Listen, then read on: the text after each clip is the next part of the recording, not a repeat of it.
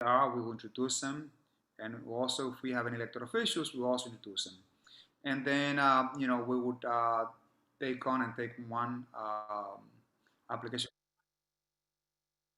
And, we will then proceed on voting. After you hear comments from the 34th precinct, the residents, you go into a committee session, and then the committee would have questions and remarks. And after that, we'll go into voting procedure. Sure, either. On that note, Isidro, I would like to formally now, yes, Ebenezer. Isidro, I'm sorry to interrupt. I was not able to start the recording when you started the meeting, when you made the announcement that you would not be chairing. Can you be so kind to repeat that? Because we need to have that in record, when people are gonna review this video. Very well. So because of conflict of interest, I had a chat with the Manhattan Borough President's office. For the first time ever, we have applicants from the Washington Heights Business Improvement District, which is what I work with. And because of the conflict, I cannot chair this particular session. And it has been directed that the vice chair would chair this session in its entirety. So Angel Vasquez, who is our vice chair, will serve as the chair for this meeting. Then after that, we're going to, I can chime in, I could say, make any comments, but for all general purposes, I cannot chair the meeting. Having said that, I will now formally turn the floor and for Angel to serve as chair of the license committee for this meeting of Wednesday, October 13th. Angel, thank you so much. Take it over. Sure.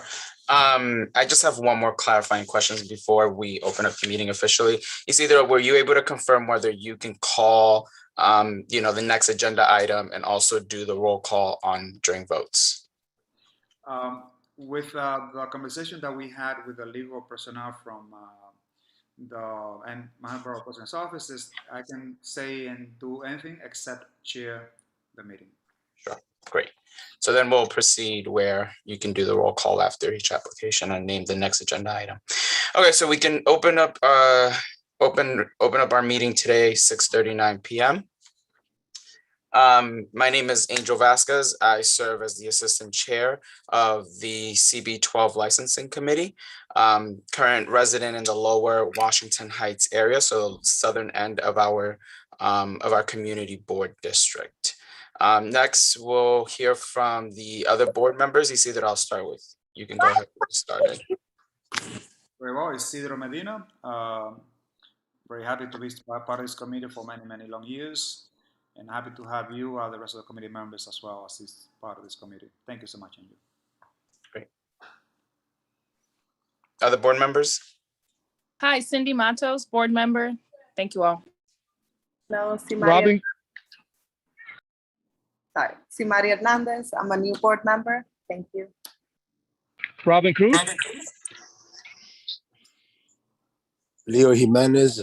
Pleasure and good evening, everyone. Looking forward to hearing from all the licensees. Hi, everyone. Good evening. Marielle Ali here. Great. Is Ashley present? Very well. Proceed, Angel, please. Okay. Next, we'd like to hear the introduction of the 33rd Police Precinct. Hi, good evening, everyone. It's Officer Brown here from the 33rd Precinct. I'm here with Officer Miller as well. Officer Miller, 33rd Precinct. Good evening, everyone. Thank you to the 33rd and the 34th. Good evening, everyone. This is Officer Aim and Lieutenant Tavares. I hope everyone's doing well. As always, thank you for being here. Next, do we have any other community board members that are not on the licensing committee, but just board members that would like to introduce themselves? I don't. And last but not least, we'll hear from our staff members. Ebenezer. Hi, good evening, Ebenezer Smith, District Manager, Community Board 12. One of the reason that I didn't start the meeting early is because I tried to confirm that we're going to have translation for tonight. We sent requests a few weeks ago. We sent the link to the company. They said that somebody will be with us, but I don't see the person here. So I was sending email to confirm if we have translation services. As soon as I confirm that I have someone here, I will let you know. But right now we don't have it, even though we requested. Okay. Chanel usually joins us. Is she on today? No, Sinead is on vacation this week. That's Okay. why I'm here with you. Okay, wonderful. Thank you, Ebenezer. All right, so I think we can go ahead and get started with the agenda. So is either of you want to go ahead and start us off?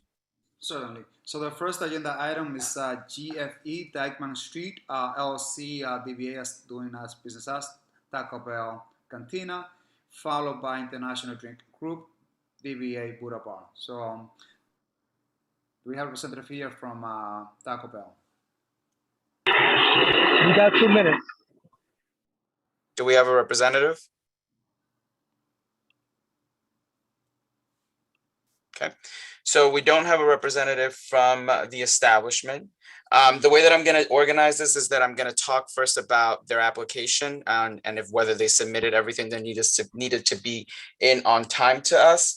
Then we will hear from the precinct. Then we will hear from community members, and last we'll have a committee discussion. The applicant is not here. We'll start with that. For their renewal application, they needed to post a public notice. We do not have there was no public notice that was posted, and we did not receive a questionnaire. So those two things are required by application, and we don't have either of those. I would recommend that we can go probably to a straight vote on this, considering we don't have an operator and we don't have a public notice or a questionnaire. Barring any objections to that, I think we can proceed to a straight vote. Second. With no objection, Andrew, how do you vote? No. I vote no. Robin, how do you vote? Nope. Cindy? I'm an abstain. Maria Ali? No. Mary Hernandez? No. Leo Jimenez? No. Did I miss anybody else? Barbara's not here, and Ash is not here. So chair by a vote of 6-0 in favor, 6 no, 1 abstention. You might want to say the results if it passes or not, chair. So this application does not pass. So the next one is International Drink Group, DBA Buddha Bar is next, and pending is Cañare. Do we have a representative here from Buddha Bar?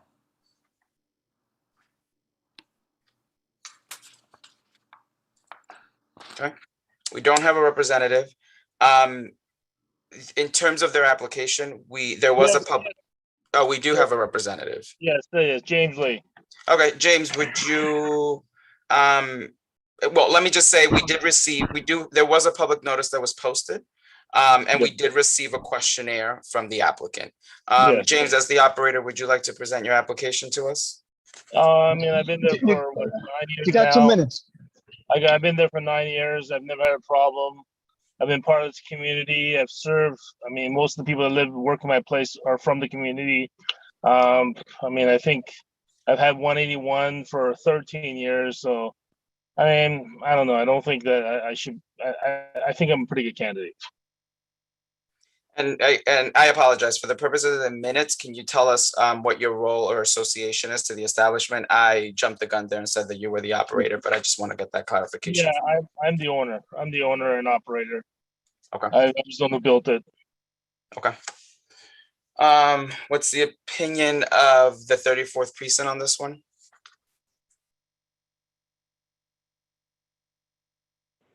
Yes, this is Officer Aim.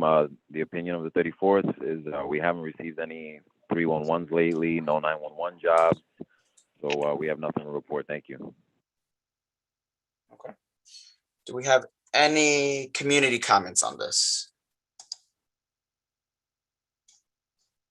I see no community comments. We can move over to committee now. I know that I was actually at the establishment on Monday evening with Isidro.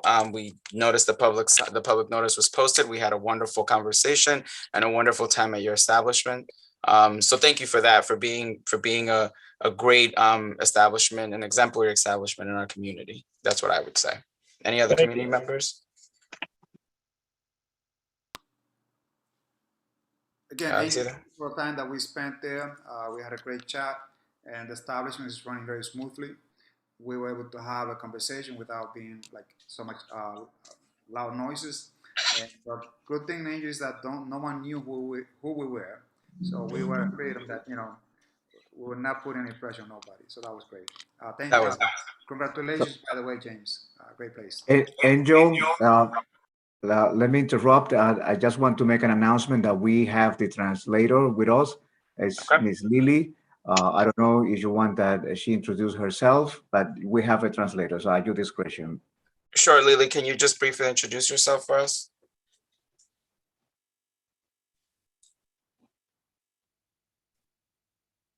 Do we have her on? I just promote her to the panelist. Okay. Lily, are you there?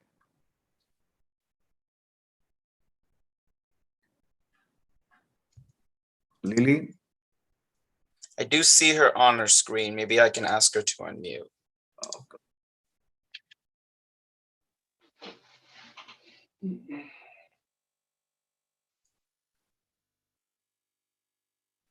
Lily, do you hear us?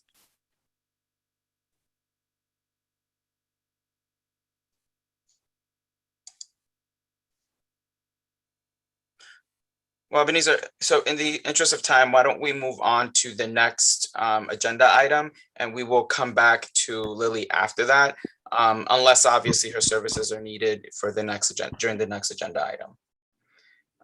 Isidro, why don't we move on to the next one? So let's vote on. Oh, sorry, we do have to vote on this one. Number one. Angel, how do you vote? Yes. I vote yes. Robin? Yes. Matos? Yes. Ali? Yes. Mari Hernandez? Yes. And Leo Jimenez? Yes. Chair, you have the vote. 6-0. The application passes. The next agenda item, we have 4716 Arden LLC doing business as Cañabe, Vincent Vines is pending. Cañabe, you have the floor. So in terms of the application, there was a public notice that was posted, and we did receive a complete questionnaire. If we can have the representative state their name and also their association to the establishment, and then present their application to us. Hi, good evening, everybody. This is Kenia Castillo. I'm the owner. And my name is Henry, and I'm in charge of Cañabe, and I'm her boyfriend. I'm sorry, for the purpose of the minutes, please, what are your names again? Kenia Castillo, owner. And Henry Gonzalez. Okay, thank you. Please proceed. We've been open for 3 years. Cañabe has been open. We have about 10 employees, mostly from the neighborhood, everybody that works there. We are mostly a restaurant that has a liquor license. We close around 11 o'clock at night. We don't stay late, open that late. And that's it. Great, thank you. This is under the purview of the 34th precinct. How you doing, Officer AIM? In regards to this location, we haven't received any 311 complaints recently. We haven't received any 911 complaints. So no complaints with us. Thank you. Thank you for that. Looking at the attendees, we don't have any community members interested in commentary. So we can move right over to committee discussion.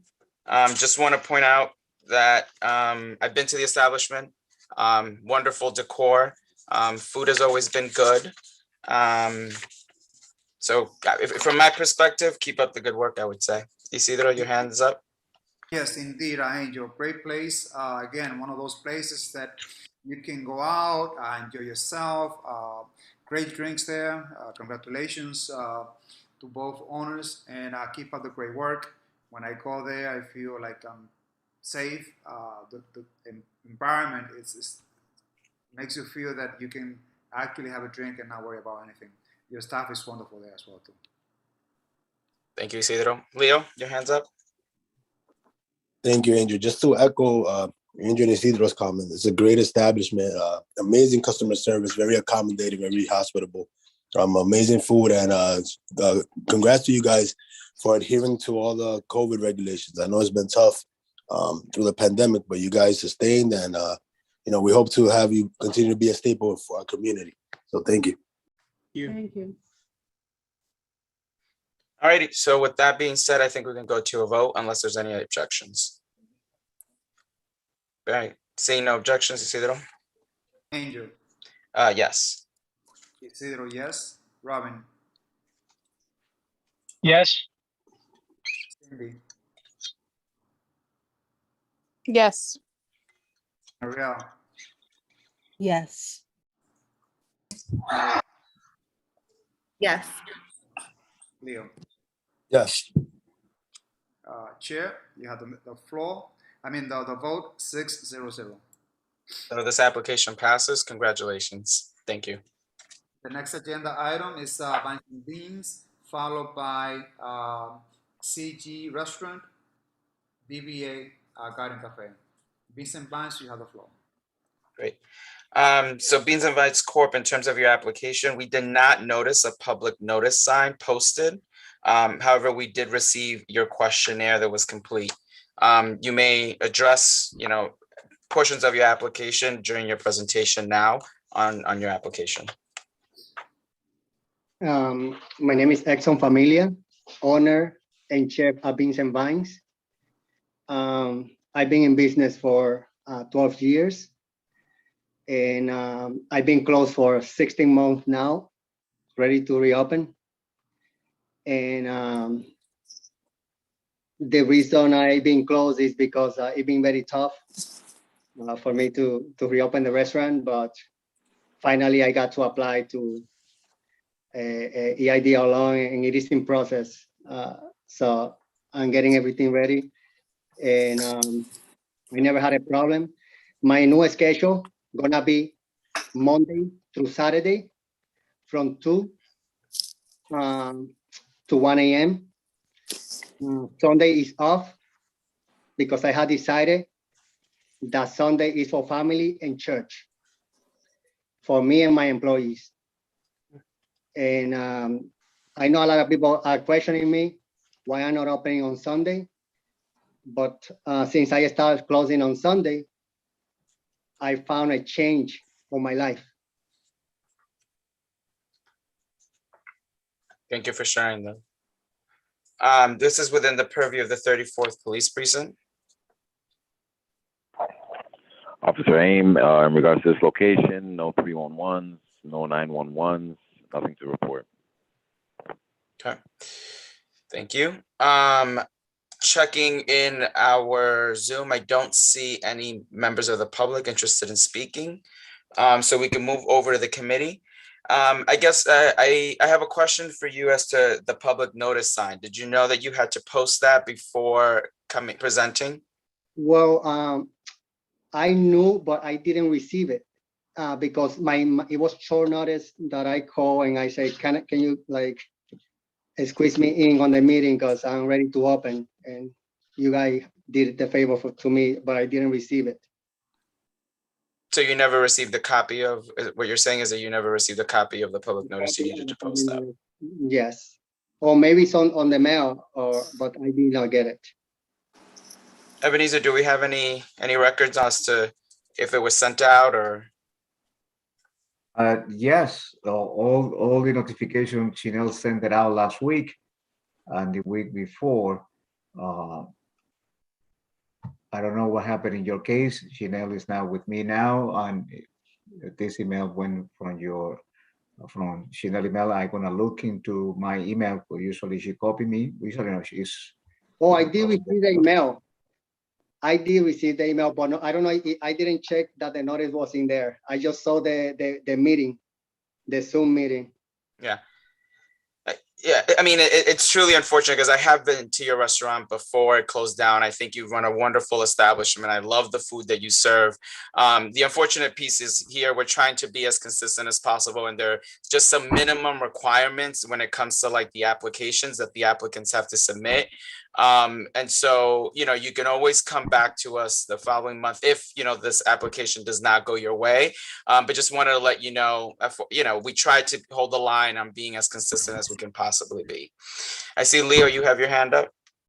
Yeah, thank you, Andrew. I have two questions. The first question is, it's been a while, obviously, since he's been open and since I visited Beans and Vines. In the past, I remember they had wine. Did they have a liquor? Did you guys have a liquor license? I remember drinking wine and beer. I don't remember liquor being served or liquor money. Yeah, that was when we were on the small location. We only had wine and beer. But when we moved up to 3, we applied for a full liquor. Yeah, okay. Leo, I have the resolution that passed in 2019 indicating that it's a full liquor license. Okay, thank you. And then the other question is, you said that you requested the community board office to squeeze you in. When did you request it, and when did they send you the packet? How recent? That was like a week and like a week and a half ago, or like a week ago, something like that. Yes, I found the email that was sent to you was on the 5th with all the information. Yes. October 5th. Yes, he called the office and he called on time. You know, we don't squeeze him. You know, we have a policy that is a cutoff day. So he called before the cutoff date, and he was added, like 1 day before. Yes, and he was added to the agenda, and the package was sent to you on the 5th. And I was discussing this with Chanel before, you know, to make sure that people who apply, people who receive the information as soon as possible, to give you the time to post it and do everything. You know, I don't know what happened why you didn't get it. It was on time. You know, it's unfortunate because you came. You know, I did all the best to make sure that you get it on time.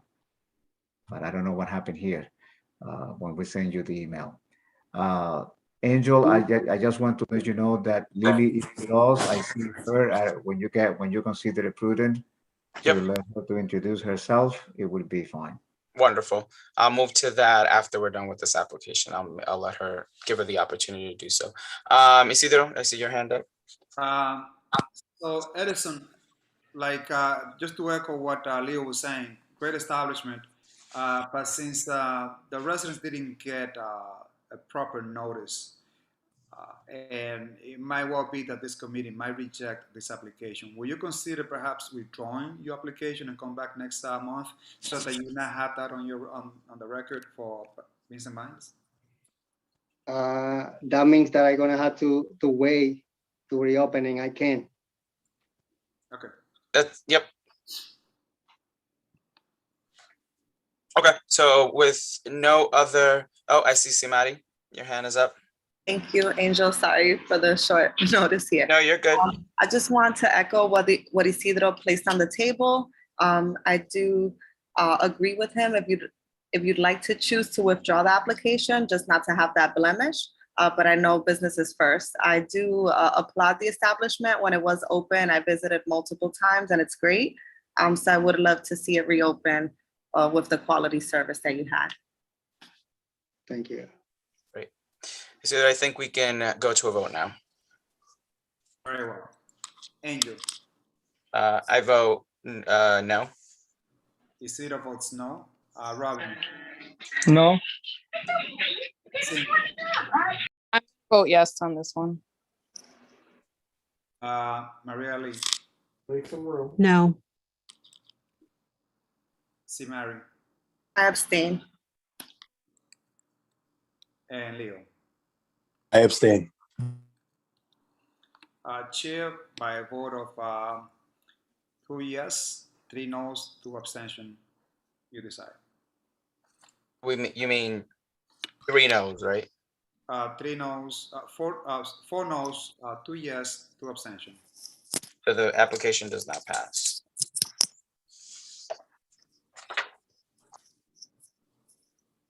Thank you, and I do hope that we can see you, next month.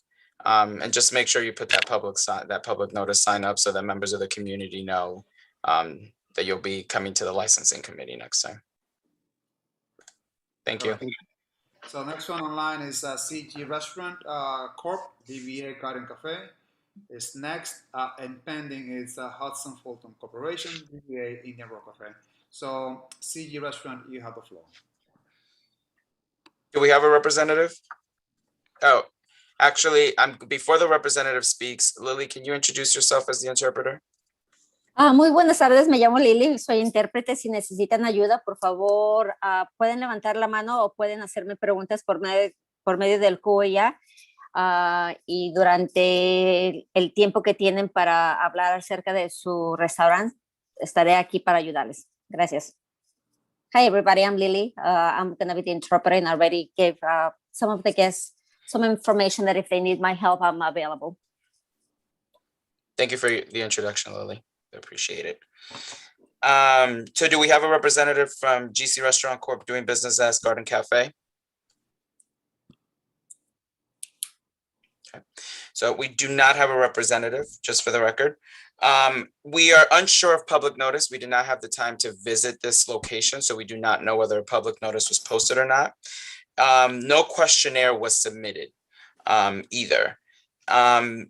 Given that there is no representative, we're unsure of the public notice and that no questionnaire was submitted for the application. Bearing any objections, I'd like to just go to a straight vote on this application. No objections? Okay, Isidro, let's just go for a vote then. Angel. No. Isidro, no. Robin. No. Cindy. Abstain.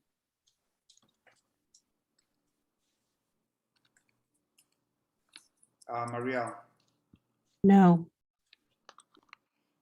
C. Mary. No. Leo. No. Chair by a vote of 0 in favor, 5 against, 1 abstaining. The application does not pass. So the next one is Hudson Fulton Corporation, DBA Indian Rock Cafe. And after that, we're going to have a corporate change. We're going to have the Castillos. So now we have the Hudson Fulton Corporation, DBA Indian Rock Cafe. Okay, so this is for a corporate change. We were not able to visit your establishment in time to notice whether you had a public notice or not. So if you can address that in your presentation, I think we'd appreciate it. And we do have a questionnaire that was submitted in time. Do we have a representative from India Row Cafe? And what's your association? I am a co-owner of Indian Road Cafe. My name is Jason Minter. We've been in business for 13 years. My original partner, who I started out with, wants to move on, and my new partner, Tom Bosco, who you see in the box down below there, is taking over. I'm there a few times a month, but he's sort of running the show, so that's why we want to make this corporate change. Okay, so just to summarize, previous partner is moving on, would like to bring in the person who's going to be managing day-to-day, more so the day-to-day operations of the establishment, to become a part of the corporation officially. That is correct. Yes, okay. Exactly. Do we have the opinion of the 34th precinct? Hi, Officer Aim. In regards to this location, we haven't received any 311s lately, no 911s, no complaints from us. Okay. Any community members? I'm checking the Zoom here. Don't see any hands or any requests to speak, so we can move back to committee members.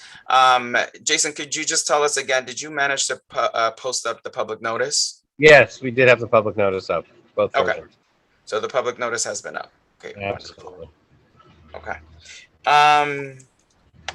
In terms, so we're adding Thomas to the corporation, right? That's Yes. the case. And Thomas, what's been your experience with managing establishments that have liquor licenses? Thanks. It's good to be with everybody. Thanks for having me on.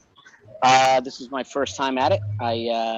First time managing an establishment with a liquor license. I've been doing it for some time now, and I think I've been doing it fairly successfully. So this is your first time managing. How long have you been managing so far? About almost, it started about at the end of 2019. Okay.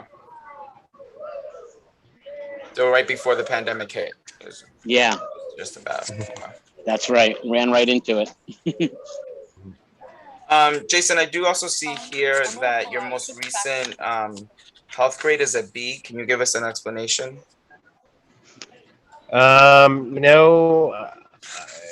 not going to like it, but sometimes inspectors come in with a terrible attitude, and sometimes they come in with a great attitude. And we thought we were up to par and we were in good shape. And there have been other times when we thought, we needed work and we got an A. So we addressed the issues that the inspection brought up, and hopefully the next time they're in, we'll do well. That was quite a while ago. It was before the pandemic. So, I think we're in good shape at this point.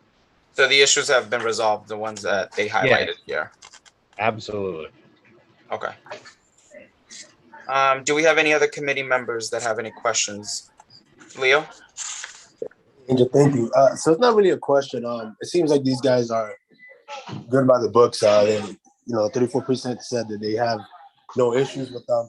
I know the area where the cafe is. I would just recommend maybe a good neighbor sign and a number posted stick and the number of the manager posted at all times.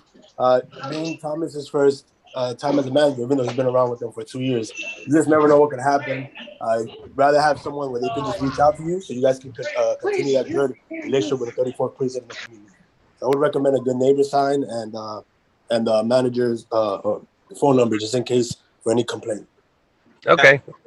Makes sense. I think we can, so just for the record, it's a good neighbor sign and a phone number to the manager that can be prominently placed where members of the community can see that phone number in case they need to get in touch with the manager. So we've agreed on those two stipulations? Yes, got it. Wonderful. Leo, anything else, or is that hand just from what you just, because you were just speaking? I'm sorry. You're good? Okay, Isidro? Yes. This establishment has been a great stakeholder in the community. They've been very, very active as well. Very grateful to have them on board, and I hope that Thomas, as a new member, you get to enjoy the community as well. So welcome on board. Thank you. Thank you. All right, so I think we can go to a vote now. So Angel, how do you vote? Yes. Isidro votes yes. Robin? Yes. Cindy? Yes. Marielle? Yes. Simari? Yes. And Leo? Yes. Chair, 6-0-0. So the application passes.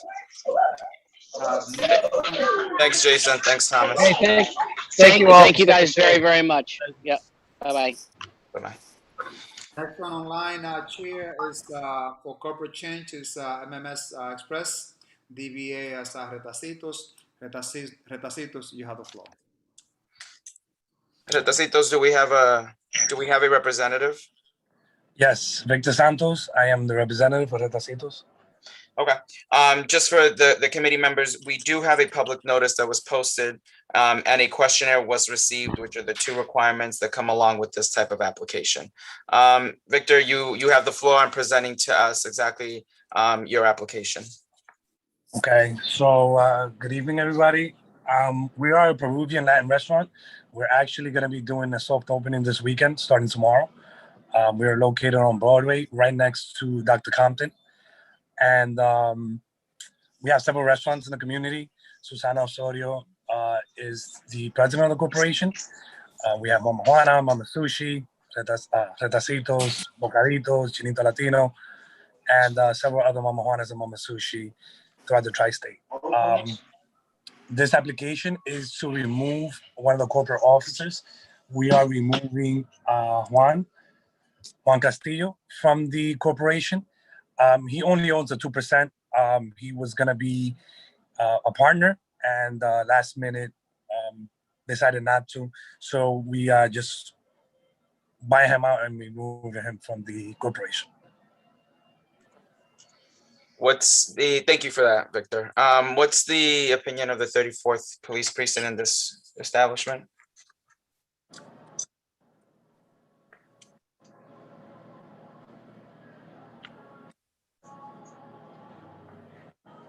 Do we have the 34 still here? Yeah, sorry. Officer Aim, in regards to this location, no 311s, no 911s. So we have nothing to report. Thank you. Thank you. Looking at the Zoom here, I don't see any of our attendees wishing to speak. So we can move into committee session. I visited many of the other locations and establishments. I love the food. I really, I love the atmosphere that you provide. So I hope, that this is going to be a success as well. That's just me personally. I'm hoping for success there. Isidro, I see your hand was up. Yes, indeed, Angel. Also a compliment to you, Victor and Susana. So understanding is that you're going to get 100% of all the shares for Retacitos, correct? Correct. I hope that this is similar to Bocaditos. Bocaditos has been a great place where anyone can go in and just enjoy themselves, the great food, outstanding customer service, and fair price. So congratulations to you once again, Victor, for running a great place. And Thank you. for everything that you do for the community. Thank you, Victor. I don't see any other hands from committee members. So with that being said, Isidro, I think we can go to a vote. Sure. Angel. Yes. Isidro votes yes. Robin? Yes. Cindy? Yes. Maria? Yes. Simari? Yes. And Leo? Yes. Yeah, 6-0-0. Application passes. Thank you so much, Victor. Thank you. Have a good night. Good night. The next one on the agenda is to change the information. And we'll call Margarita Mexican Tapa. Sorry to interrupt. I just want to make. Apologies. So once again, we'll have the floor for Margarita Mexican Tapas, DBA Brasier, ceviches to change out the method of operation to the liquor license. Brasier, you have the floor. Do we have a representative?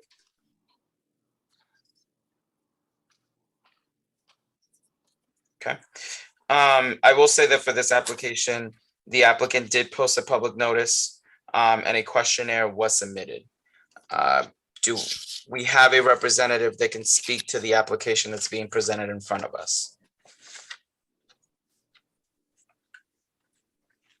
We do not. What is the opinion of the 34th precinct in this space?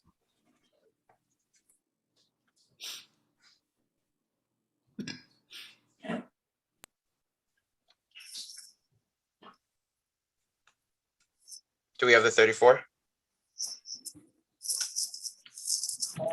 Officer Aim, in regards to this location, we haven't received any 311s, 911s, nothing to report. Do we have any community comments? I see none on the Zoom. We can go into a committee conversation. You know, I'm a little disappointed that the representative is not here. I see that they have a complete application, but would have loved to see their own representation, considering, you know, they're looking to add DJ, karaoke, and a live band to this establishment. So that is a significant change of operation, you know, that this establishment is requesting. I feel like, you know, such a significant change should merit the attention of their own representative. At least that is my opinion. But I'd love to hear from other committee members. Isidro first, and then I see Robin, and then I see Mariel, and then I see Leo. Thanks again, Angel. I think your point is just right there, addressing the facts. We will have to have asked like many questions about, you know, how long the live music will stay on, the karaoke, same thing. So there are pending questions that this committee, if we don't have answers to those questions, I feel that, you know, it's sad because it's a great establishment. I'm sure it doesn't happen to the representatives or the owner, but if we don't have the reps here, it's not a good idea to vote in favor. Thank you, Isidro. Robin? Angel, thank you. I just want to say that I agree with your comments. When something like that is coming to us, at least one of the representatives need to be here to answer some questions that we might have. So I think this this point that you made is, I agree 100% with it. Thank you, Robin. Mariel, and then we'll have Leo to close it out. Thanks, Angel. Yeah, I would agree with everyone else. I would also add to that just some concerns regarding the last resolution in 2019, which was there was an objection to the license or to the application, excuse me. And so, yeah, there's just a lot of different questions. Thanks. Thank you. And Leo, you can close us out. Yeah, and just to thank you, Angel, but just to share the sentiments of everyone on the committee, you know, we try to be consistent and fair, and we want to make sure that we have, you know, the owner, manager, whatever representative come and show face and talk about their business. We're not only here to give thumbs up or thumbs down to businesses, we also want to see what you're doing with the community, how you're expanding, what have you been doing in the last year. So if the representative is not here to show face, it's not fair to the other licensees for us to, you know, vote in favor. That's my take on it. Thank you. And thank you for all committee members that have spoken. Isidro, I think we can go to a vote on this one. Certainly. Angel? No. Isidro votes no. Robin? No. Cindy? Abstain. Mariel? No. Mary? No. And Leo? No. You had a vote of 5 noes, 1 abstain. The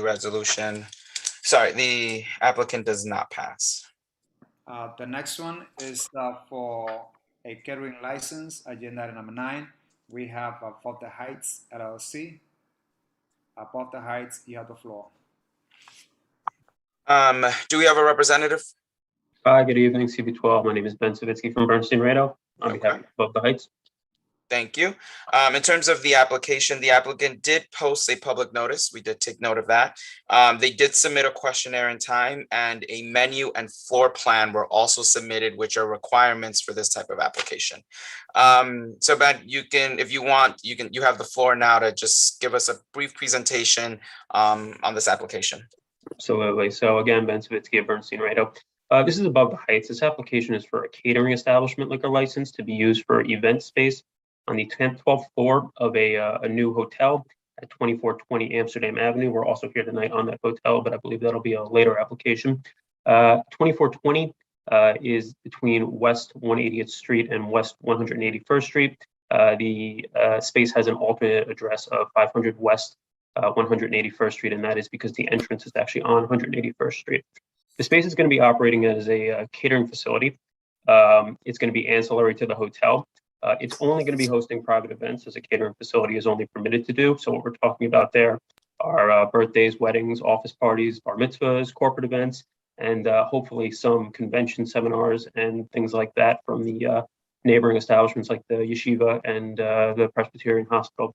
Again, this is not open to the public. It is for private events only.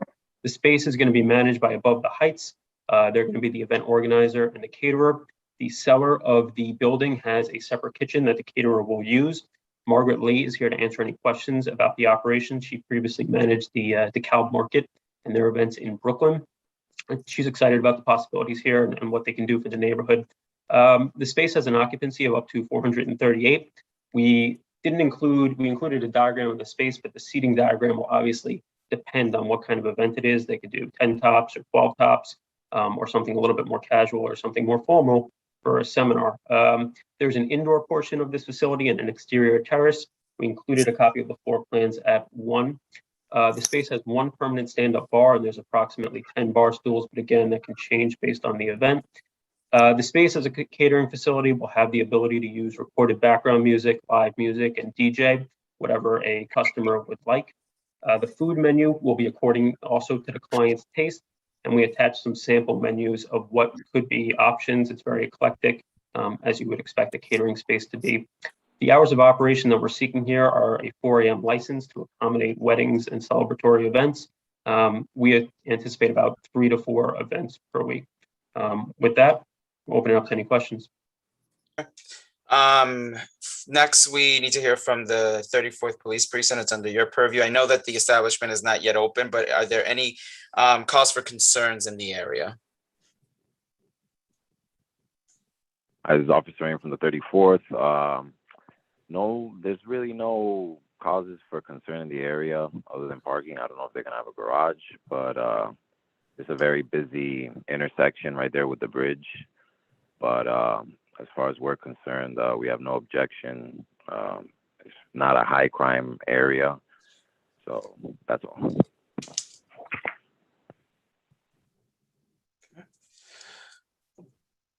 Looking at our Zoom here, I don't see any community members interested in participating.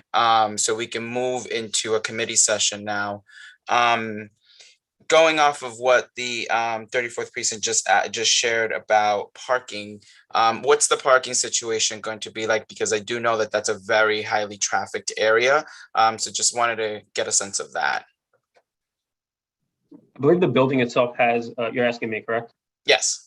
The building itself has a parking garage for parking. Margaret Lee is on. She is going to be the operator. Do you have any idea of what the parking situation is going to be or how you're going to alleviate traffic concerns? Yes, there are about a little over 160 parking spaces below ground. Below ground, and those would be accessible to individuals that attend catered events at this space? Yes. Okay. Is it free of charge or is it a charged parking or fee for pay? It will be operated by a parking company. So folks that attend events in your catering space would have to pay a fee to park underneath. Right. Okay. Additionally, in our information, I think we identified, or it might not be identified in here, we did do an environmental impact study for the hotel, and they did not identify any traffic concerns based on our operation and our parking facilities. Okay, actually, thank you for sharing that. That's actually very helpful. How many employees do you anticipate? I see is there a number here in the application? If not, I may have missed that. We're gonna have probably 2 or 3, permanent employees, but because we're gonna have a lot of outside companies like security guards, and those are gonna be companies we're gonna employ companies to come in. I think the idea is that they're going to have 3 or 4 permanent employees who are going to handle the actual operations and managing the operations and scheduling events. But for individual events based on what the event needs, they're going to be hiring people to perform service operations and also security and things like that. So we're looking at basic temporary positions depending on the events that occur. Right, because we don't know if it's going to be 1 event a week or 2 events a week. So we have to have agencies to come and work. And where do you anticipate doing a lot of that hiring? I mean, I'll be quite honest, it's a little concerning to hear temporary employees. Just want to get a sense of where do you anticipate doing your hiring or getting your employees? So Well- I just want to make a quick point here. It's important to distinguish that this is only the catering facility on the 12th floor and that there's a separate hotel application, which we're going to be talking about in a little bit. This space is going to be used with flexibility. So I'm not sure that they could have a full roster of employees. At the same time, and again, this space is not going to be opening until I think March or April. So I don't think that they have done the outreach yet to actually start looking at where they're going to hire from. But if people from this community board have input on where we should look to hire temporary people, we'll take it and we'll definitely incorporate it into how we're going to start hiring people for these temporary positions and also for those permanent positions. Yeah, I think that that's certainly something that's very important to us, especially in this community board. I would say a vast majority of establishments that open up in the Inwood and Washington Heights areas employ people that live in Inwood and Washington Heights. I think that would be a very big priority for us, and something that we hold of significant importance. Sure. Absolutely. If somebody from the CB can recommend a staffing company that would do things like this, we'd be happy to reach out to them. Okay. I have one more question, and then I'll go to the rest of the committee members. So I see that you are looking for a 4 a.m. closure. Does that mean that, for example, a wedding is ending that late, or why that late in terms of the closure? Well, the idea is that, I mean, typically when we're talking about catering spaces, we're looking at weddings. That's really what people like to use catering spaces for. They typically go past midnight, 1, 2 a.m. The 4 a.m. gives us the flexibility to get everybody out. I mean, that's really the point of the 4 a.m. I think because we're doing private events here and we're talking about hopefully 3 to 4 events per week, this isn't a 4 a.m. 7 days a week. Probably it's only a Saturday night 4 a.m. or a weekend 4 a.m. But the flexibility is important. Right. So what you're saying is, patrons are out, much significantly earlier than that 4 a.m. closure time. We hope so. I mean, I think most weddings end at about 2 a.m. and then there's, the people who linger and the guy who stays at the bar a little bit too long. We want to have that flexibility of the 4 a.m. to start moving people out. Okay. Those are my questions for now. Isidro, you're the first one on the line here for questioning. Then I have Leo, then I have Mariel. Great. So Ben, you say the capacity is how many? 430 what? That is the maximum capacity of the 12th floor, yes. How many? For what? We have it in our application. It is maximum of 438. A little bit concerning that, if we approve this license for a community or an area that is very residential, I'm a little bit concerned about closing so late, 4 o'clock in the morning. This is a very residential area. You have one building right in front of you that if you do have music like on the terrace, that will be a concern. It will be a concern, and I will hear that consistently. Also, I hope that you know that the security personnel, I'm sure you know that, has to be registered by New York State. And a question to Margaret. You're going to have this catering license. What's your experience in handling alcohol in New York City? So can I just address the first part first? Yes, please. Sure. So as far as the residential is concerned, the entrance to this space is on 181st Street. I don't believe that there's any residential directly next door. I understand that it is a residential neighborhood. The only other thing that I would mention about residents in this neighborhood is we're on the 12th floor. The neighboring buildings are all far below us. There are no sight lines from the immediate neighbors onto this 12th floor. So if you're concerned about the terrace and people out there late, I understand the concern. I just don't know if it's completely appropriate for this instance. I think that they'd be willing to close the terrace area earlier than 4 a.m. And we're not expecting people up there until 4 o'clock in the morning. And again, this is not a public space, so it's not like the local bar where people hang out until 4 o'clock in the morning. It's really for these events that kind of have like a 2 a.m. closing and people kind of leave at staggered times. As for Margaret, I think I mentioned that she worked at the Cal Market and she was actually on the liquor license there, but I'll let her talk about her own experience.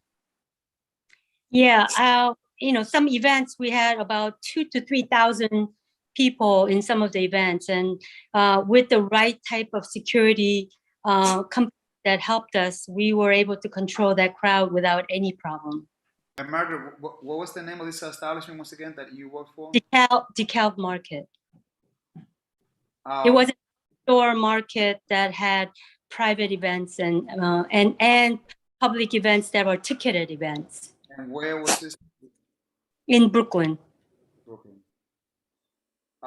We're going to, I'm sure the committee is going to check on the hours out of consent of neighborhoods, but I will consider later on some stipulations as well.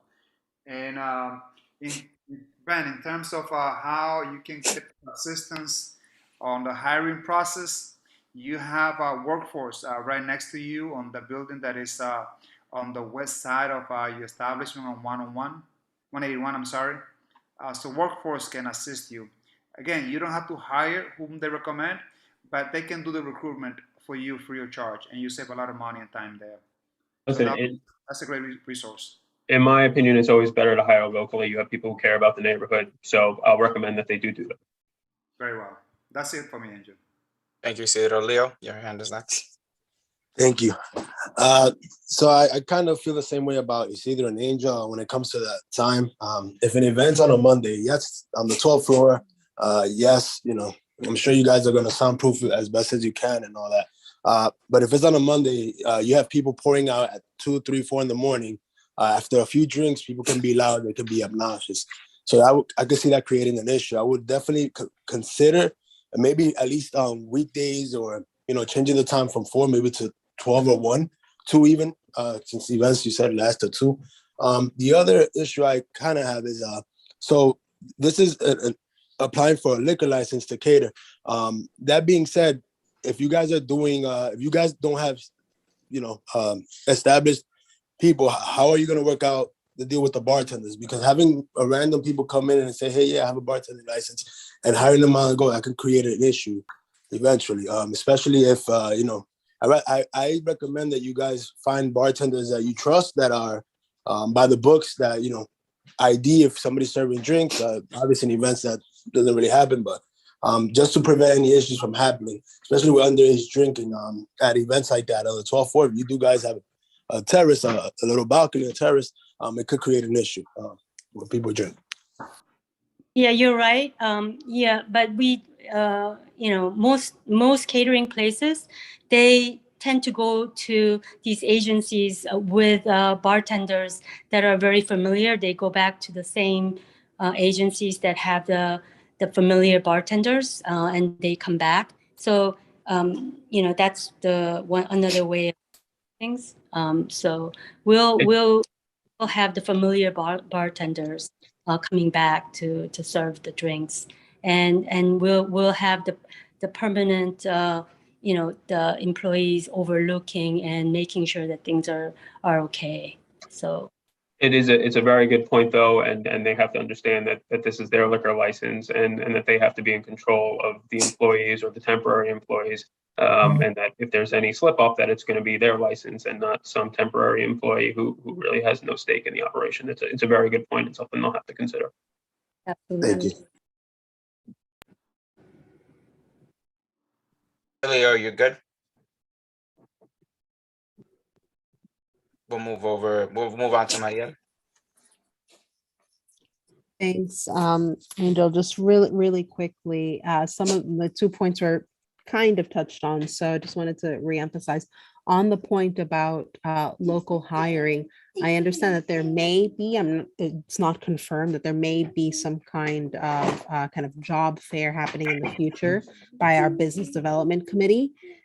So if you wouldn't mind maybe sharing your email so that once that is set up, if it is, we can be sure to make sure that you're involved and you can, kind of come and potentially recruit, interview and recruit local candidates for these positions. And then the other point regarding, the fact that you're working with different catering companies, I guess my question would be, or really a strong suggestion would be having a standard for what, what are you going to accept and what are you not going to accept in terms of these different companies and how they operate? Because as you mentioned correctly, it ultimately is your application that's on the line. So just having a standard across who it is that you invite into that establishment. Thanks. Sure. The operators actually did tell me that they were going to participate in the jobs fair. I'm not sure if it's the same one that you're talking about, and we'll definitely connect offline and we'll get the name of the jobs fair and a contact there. As far as a standard for the temporary, I think they're called cater waiters, who kind of do this stuff regularly. This is, even if it is a separate license and separate operators, this catering facility is, at least to the public, associated with the hotel. And this hotel that we'll be talking about in a little bit is going to be a first-class hotel. So I imagine that they're going to want to keep the reputation of the catering establishment pretty high, just because they don't want to damage the reputation of the hotel as well. So I agree with you. I think that they do need to have some sort of level of service that they're expecting from the people who come in and work there. Great. Thanks, Ben. We can go into a second round of questioning. Isidro? Angel, so yes, the operator has proven that they have been great as far as reaching out to the community. When they first started the development, I recall that they reached out to the community board for input. We are very grateful that they reached out to the community and many stakeholders. They reached out to the PID to see how we can assist in a lot of different ways. And I would not be surprised if they do a job fair and invite the community board exclusively, also with the business development committee and the many stakeholders from the community. So they have been working really closely with the community. I have spoken with the developer many times. The commitment is there to see that they engage. So we hope that as we move forward in granting perhaps the possibility of granting this license, that they stay in touch and engaged as they have thus far. Great. Now I know that some committee members did express concerns over the hours of operation, and so I just wanted to engage in a brief conversation at least about that, and whether you all would have the flexibility to at least discuss the hours of Sunday through Thursday. Friday night 4 a.m. that's understandable. Saturday night 4 a.m. that's understandable. But can we at least engage in a conversation about maybe reducing that closure time for the Sunday through Thursday? If we could actually do it, and Margaret will obviously be the one who have to make the decision on this, but if we can do it Sunday through Wednesday at a 2 a.m., Thursday at 4 a.m., and the only reason I say that is because typically you pay a premium if you're going to be doing an event for a Friday or Saturday night. Thursday is a little bit cheaper, but it still gives the flexibility of somebody doing a 4 a.m. event, and it is a more popular night. So it'll be Sunday through Wednesday at a reduced hour of 2 a.m. if that's something that Margaret can agree to, and she thinks that the business can survive like that, and then Thursday through Saturday at 4 a.m. Margaret, what's your opinion on that? I could accept that, but Margaret, what's your opinion on that? That would be fine. Okay. Leo, I know that was a concern. You had recommended adjusting hours. How are you feeling about that? About the conversation that just happened?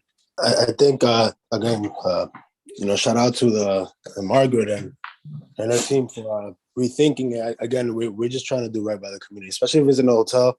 I'm sure people who do book for the night want to sleep. So if during the weekday, like it was agreed upon right now, they close a little earlier, I think everybody wins in this. I just have one question, Angel. I'm looking through the application. Is the catering hall gonna be soundproofed? I don't see it here. It is soundproofed. We already did that when we were constructing. Okay, thank you for the clarification. And Leo, you brought up a good point. This is ultimately, the building is a hotel. They care about their hotel guests. They don't want somebody paying for a room and then complaining that they heard that people were allowed at 2 o'clock in the morning. Thank you. Okay. Well, I don't see any other committee comments or any other hands, so I think, Isidro, we can go over to a vote. You're on mute, sir. Isidro, you're on mute. We can't hear you. Thank you so much. So before we move into voting, I recommend some stipulations. Oh, go ahead. Yeah. So first, that a good neighbor sign be posted at every single exit of the establishment on the 12th floor. Also, a good neighbor sign, and Margaret, you can get this from the community board. The sign is a page 8.5 by 11 that you can post at all windows on the 12th floor. It's something that says something along the line that be a good patron, please don't make any noise, and that should be posted on every exit for the patrons to know that they ought to keep quiet once they leave the premise. So respectfully, if they could post it, and Margaret, this is standard for this community board, they have all their premises posted, so we're not opposed to posting it. The exit to the street is actually it's on the ground floor. It's a dedicated elevator, so if we could put it down on the ground floor so that when patrons are leaving, that's where they see it. I mean, we could also put one up on the 12th floor, but I'm not sure that having it on the windows of the 12th floor. No, you're right. It's just on the exit. Yeah, so that makes sense out then. Got it. Also, you mentioned that this establishment is going to be soundproofed. As part of construction, it does have sound attenuation properties, yes. Very well. And for large events, I would recommend you're going to have a security guard in place, correct? I'm sorry, what was that? You're going to have security personnel in place. Yes. So I would recommend that you also have a portable scanner and Scan IDs? not only the ID for fire weapons. Oh. Portable body scanner. Margaret, are you okay with that? I mean, I don't know if that's the vibe that you're looking for the premises, to have somebody scanning people for weapons. Remember, this is a private event only. Is that usual? I mean, this is not a public event. This is like a wedding of a. Do you usually scan for weapons and Since these are going to be private events, let's say you have weddings, folks are going to get invited, and we don't know who's going to come, who's going to show up. We don't know the background of those that are going to host the event. Perhaps there can be good people. But when we have all these type of events that are private, and you're going to have security personnel in place, I highly recommend that.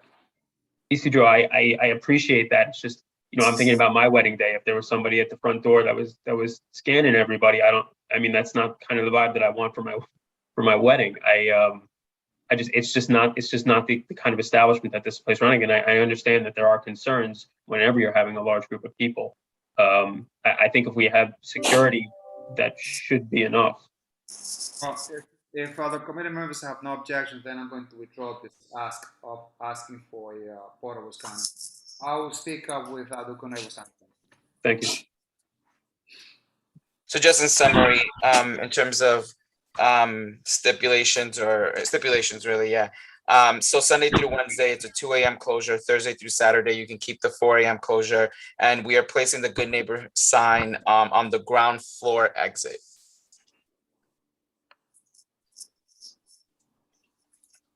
Yes. Okay. Can we go on a vote? Can we go to a vote now? Sure. Good. I'll say all set with one stipulation in place. Actually, two steps with the Good Neighbor sign, and also hours as stated by the chair. Wednesday through Sundays until 2 a.m., then Thursday through Saturdays until 4 a.m. On that, you're voting. Angel, how do you vote? Yes. Isidro cannot vote due to conflict. This is a merchant within the bid. I am the executive director of the bid, and as such, there is the possibility of a conflict. Robin, how do you vote? What was that again? Robin. We'll come back to Robin. Cindy. Cindy, how do you vote? I'm going to vote yes. Marielle. Yes. Simari, Yes. Leo. Yes. Hello, We're can you hear me? We're gonna go back to Robin now. Robin, how do you vote? Hello, How do you vote? I say yes. Chair, so you have 5 yes, no abstention, no negative vote. One person cannot vote due to conflict. You call the question. The application passes. Thank you. Thank you so much for your time. Thank you. The next, Yeah. I'm sorry, go ahead, Chair. No, I was just gonna ask you to call up the next So the agenda next item. item is number 10, YWA Amsterdam LLC and Martran LLC and Radio NYC F&B LLC 2420 Amsterdam for a new liquor license. Chair, take it away. Sure. Do we have the representative? Yes, it's me again. Okay. For committee members, in terms of the application, we do have a public notice that was posted. The questionnaire was complete and submitted on time. A menu was submitted along with a floor plan as well, so their application was deemed complete. Hello, Sid. Yes, Robin. I think that was an accident by Robin. Ben, why don't you take the floor and present to us this application? Sure. So this is the second half of what we were just talking about. This is an application for a hotel liquor license to be used for a new construction hotel at 2420 Amsterdam Avenue. Again, that's between 181st and 180th. It's near the Washington Bridge. It's going to be the Radio Tower and Hotel. It's an 11-story hotel with over 200 guest rooms. The idea here is it's going to be a first-class hotel right here in Washington Heights. It's going to be catering to primarily to people who are coming to visit the neighborhood, possibly drawing or hopefully drawing people to the neighborhood. It's going to be pretty much like a lower Manhattan hotel up in Washington Heights. We do expect that we're going to be getting a lot of people coming from the for seminars from the Presbyterian Hospital and also the Yeshiva. So that's kind of who we're geared at. The application that we're talking about is going to cover the entire hotel space. It includes a ground floor hotel lobby and a restaurant and bar on the ground floor. There's also a courtyard, which is accessible through the restaurant and also through the hotel lobby. And of course, this license will cover the over 200 guest rooms that we're going to have on the floors above the restaurant and the lobby. We included in the packet the diagram that we were just talking about, and it shows the ground floor, the cellar where the kitchens are, and also all the floors above it. Antonio Espaillat is on the line. He is going to be managing the F&B for the restaurant. The restaurant that Antonio will be operating is going to serve food and beverage within the hotel and into the courtyard. We included a copy of the proposed menu. It's a Latin fusion kind of theme. The menu is not completely nailed down yet, but it gives you kind of a sense of what it's going to be. Inside, we're going to have, and this is just for the restaurant space, even though the license covers the entire hotel. Inside the restaurant, there's going to be 44 tables, 146 seats, and one stand-up bar with 17 bar stools. The garden courtyard has 52 tables and 178 seats, and that is open to the public. We're asking for recorded background music, DJ occasionally, and live music occasionally. There will be a sound limiter on the system, so a rogue employee can't come and turn up the music whenever a good song is on. The space also has soundproofing and sound attenuation capabilities. The windows of the ground floor they're not operable for the restaurant, so you're not going to have a concern with somebody opening up the windows on a nice day and blasting live music. The proposed hours of operation that we're looking for the service of alcohol are 8 a.m. until 4 a.m. daily on the interior and until midnight on the courtyard. The hotel itself is a 24/7 hotel, which means that it's operational 24/7. That means that there's somebody in the lobby during all hours of the day. There will also be security on the premises at all hours of the day. We included a rendering of the hotel and the restaurant space in the packet, and it kind of gives you a sense of what we are proposing here. It is a first-class hotel, as I mentioned, and it's going to be beautiful. The hotel is important to the neighborhood. I think in terms of creating jobs, this is something that we could talk about because in this one, this is where you're going to be getting a lot of jobs, and also as kind of putting Washington Heights on the map as far as being a destination. We have the support of Yeshiva University, and I believe we've worked with the Washington Heights bid, and they are aware of this application. With that, I'll open it up to questions. Great. So before we go to questions from, the community and from the committee, just want to give the 34 precinct just one more opportunity to share if they see any issues in this area for this establishment. Officer Aim, 34th Precinct, nothing additional to report. We have no objections. Okay. Thank you. I don't see any community members that have expressed interest in providing commentary, so we can move into a discussion internally as a committee. My first question is, who is going to be managing the day-to-day operations of the bar? So Antonio is on the line. Antonio has a restaurant in the Dominican Republic. He was born here in New York, and he can comment on his history and his ability to operate and manage this restaurant. Yeah. Antonio? Hi, how you doing? We're good. Okay, no, we're going to be operating it. We are partners with Richard Sandoval Chef, which has more than 60 restaurants in the States and 3 here in New York. So he's going to be managing with us, and we have experience in Dominican Republic. We've been operating a restaurant for the last 7 years, owning it. So we know how to manage restaurants. Okay. And in terms of hiring, going back to the previous conversation we were having, so it seems like this proposed space will actually have far more permanent positions. I see in the application, you're looking at a total number of 85 employees. Is the intent here to try to hire as local as possible? I think what we're going to do, and again, we're not opening it until March, so we haven't made any hiring decisions. But I think, as I said with the last one, we're going to reach out to local hiring organizations and try to include applicants from the neighborhood in our normal hiring process. Okay. And then my last question before I give it over to other committee members, it's a question about the hours.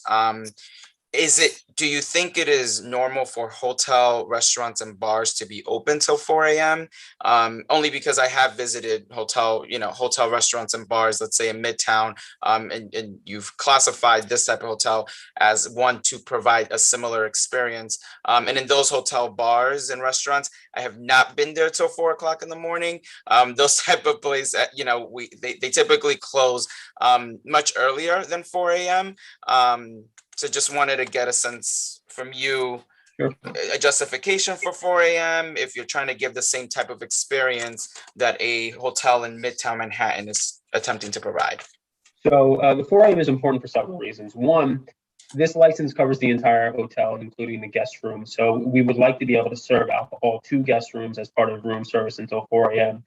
And it goes to the next point too, which is we're intending this hotel to be a first-class hotel, as I mentioned, and we're expecting that we're going to have people coming from all sorts of time zones. If you come in on a late flight and it takes you an hour to get to the hotel from one of the local airports, you're not getting in until around 1 o'clock in the morning. I do a lot of these hotels in Midtown Manhattan and downtown Manhattan. And the idea is that you don't want people who are coming in off of a flight walking around the neighborhood at 1 o'clock in the morning. So you would like to be able to offer them a space in the hotel where they could sit down, they could have a drink, and they could have something to eat. That's the importance of the 4 a.m. It's not really for the public to come in until, come in after hours from 2 to 4 in the morning and have a really good time at a hotel bar. In my experience, most hotels, I won't say most, but a lot of hotels that I have done do have a 4 a.m. license. And I think what we'd be willing to do is we'd be willing to close the doors at a certain hour, although I don't know that you'd want to do that for the neighborhood, so that people who are hotel guests can stay until 4 o'clock in the morning, whereas you're not getting people that are coming in after going to another bar at 2 o'clock in the morning until 4 o'clock in the morning, if that makes sense. So what you're recommending is shutting the doors to the hotel after a certain hour so that members of the public can't go in? It wouldn't be the hotel, it would just be the restaurant area, because again, the hotel is going to be open 24/7. But what I would propose doing, if that's your concern, is, and we've done this at some hotels, there was one in the financial district that we did this at, where the doors to the public close at 2 a.m. So people who are already in there can stay until 4, or if you're a hotel guest that gets in later and wants to sit at the bar and have a hamburger and a beer, you can do that. So the guests would also be able to access food till 4 o'clock in the morning? Food will be available during all hours of service. During all hours of service. Okay. I'm done with my line of questioning for now. Isidro, I see you first, then I have Leo, then Mariel. Thank you so much, Chair. So Antonio, I understand that you have a great establishment in DR. If I'm not mistaken, it's called Halal. Yes. Yes. Great reputation in the capital. One of the finest places to go and have a nice dinner in DR. Even though I've never been there, but I know it has a huge, big reputation. My concern is the person that you're going to hire to manage the alcohol. How experienced is that person? Well, we still are, like the lawyer said, we are in the process of hiring. So, but we want somebody that's very experienced and somebody that is very known in the restaurant community and service community. So we're gonna hire somebody with a lot of experience and very known. Very well, thank you so much. And Van, you mentioned that you want to expose this to your clientele, including Columbia University and of course Yeshiva University, great institutions. However, they are not 100% Latinos, which this community is made of Latino, diverse community.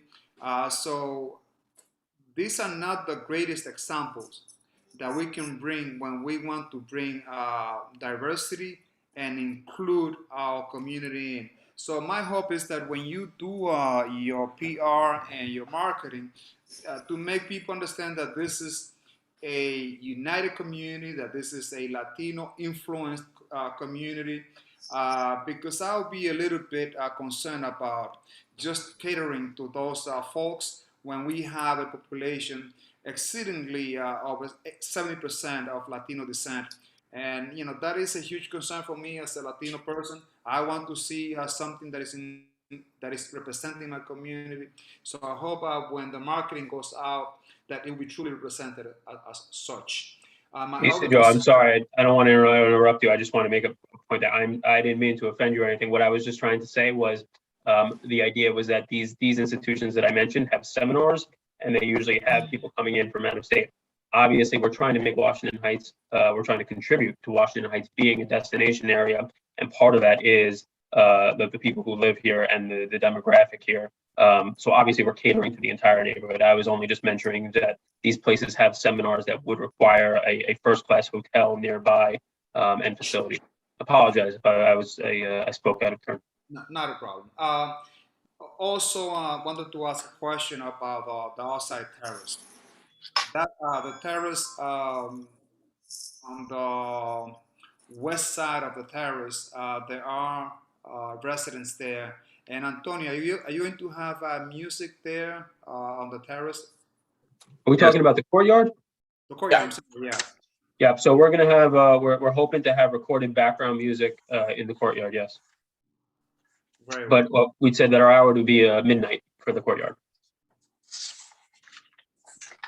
And it's limited to just and the capacity at the restaurant, inside the restaurant, will be how many people? So legal capacity is 400, but there's only 146 seats. So the 400 is, you know, what the fire capacity is, but there's only 146 seats. So that's how many people are expecting, plus the bar stools, which are 18, and then wait staff. So the capacity is 400. That's what we always measure the spaces by. For me, it's a little bit concerning having 400 people. Even when you say that you would not stay open daily, but the ask of closing at 4 o'clock in the morning is a very high risk for this community. But I'll let all the members chime in. So to be clear, if you look at the renderings, we have built-in booths, we have tables. This isn't a place that you could clear out And if you want to put in the stipulations that we're not going to clear out the space so that you're not going to have 400 people in there, completely understandable, because that's not our intention.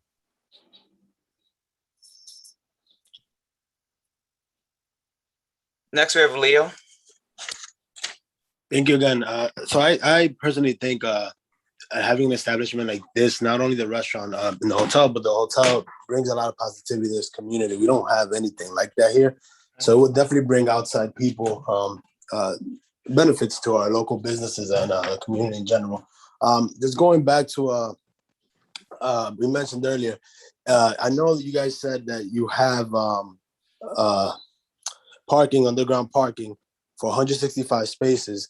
But usually in hotels, you have a couple of cabs line up outside for their guests. If the restaurant is open to the community, not only to the hotel patrons, you'll have people coming from the community. So you have a lot of double parking issues. I would rethink on how you want to approach that. Right on between Audubon and Amsterdam, there's a fire station there. And they're very active. They have cars parked outside and their trucks are always coming in and out. And also DOT changed the way 181st is. So now you have a dedicated bus lane and only buses can pass at a certain time. So I would recommend for the STIPs that you guys, put signs that address double parking. I'm sure you guys will have a doorman. Maybe he can help with that. And as well as the loitering. Like I said, it's going to be a hotel. You're going to have cabs, Uber drivers. Once they know that the hotel's opening up, they know that they'll get business there. So, just to prevent any traffic buildup, because that area is horrible with traffic. It's a recommendation to add that to the STIPs. It's a really good point, Leo.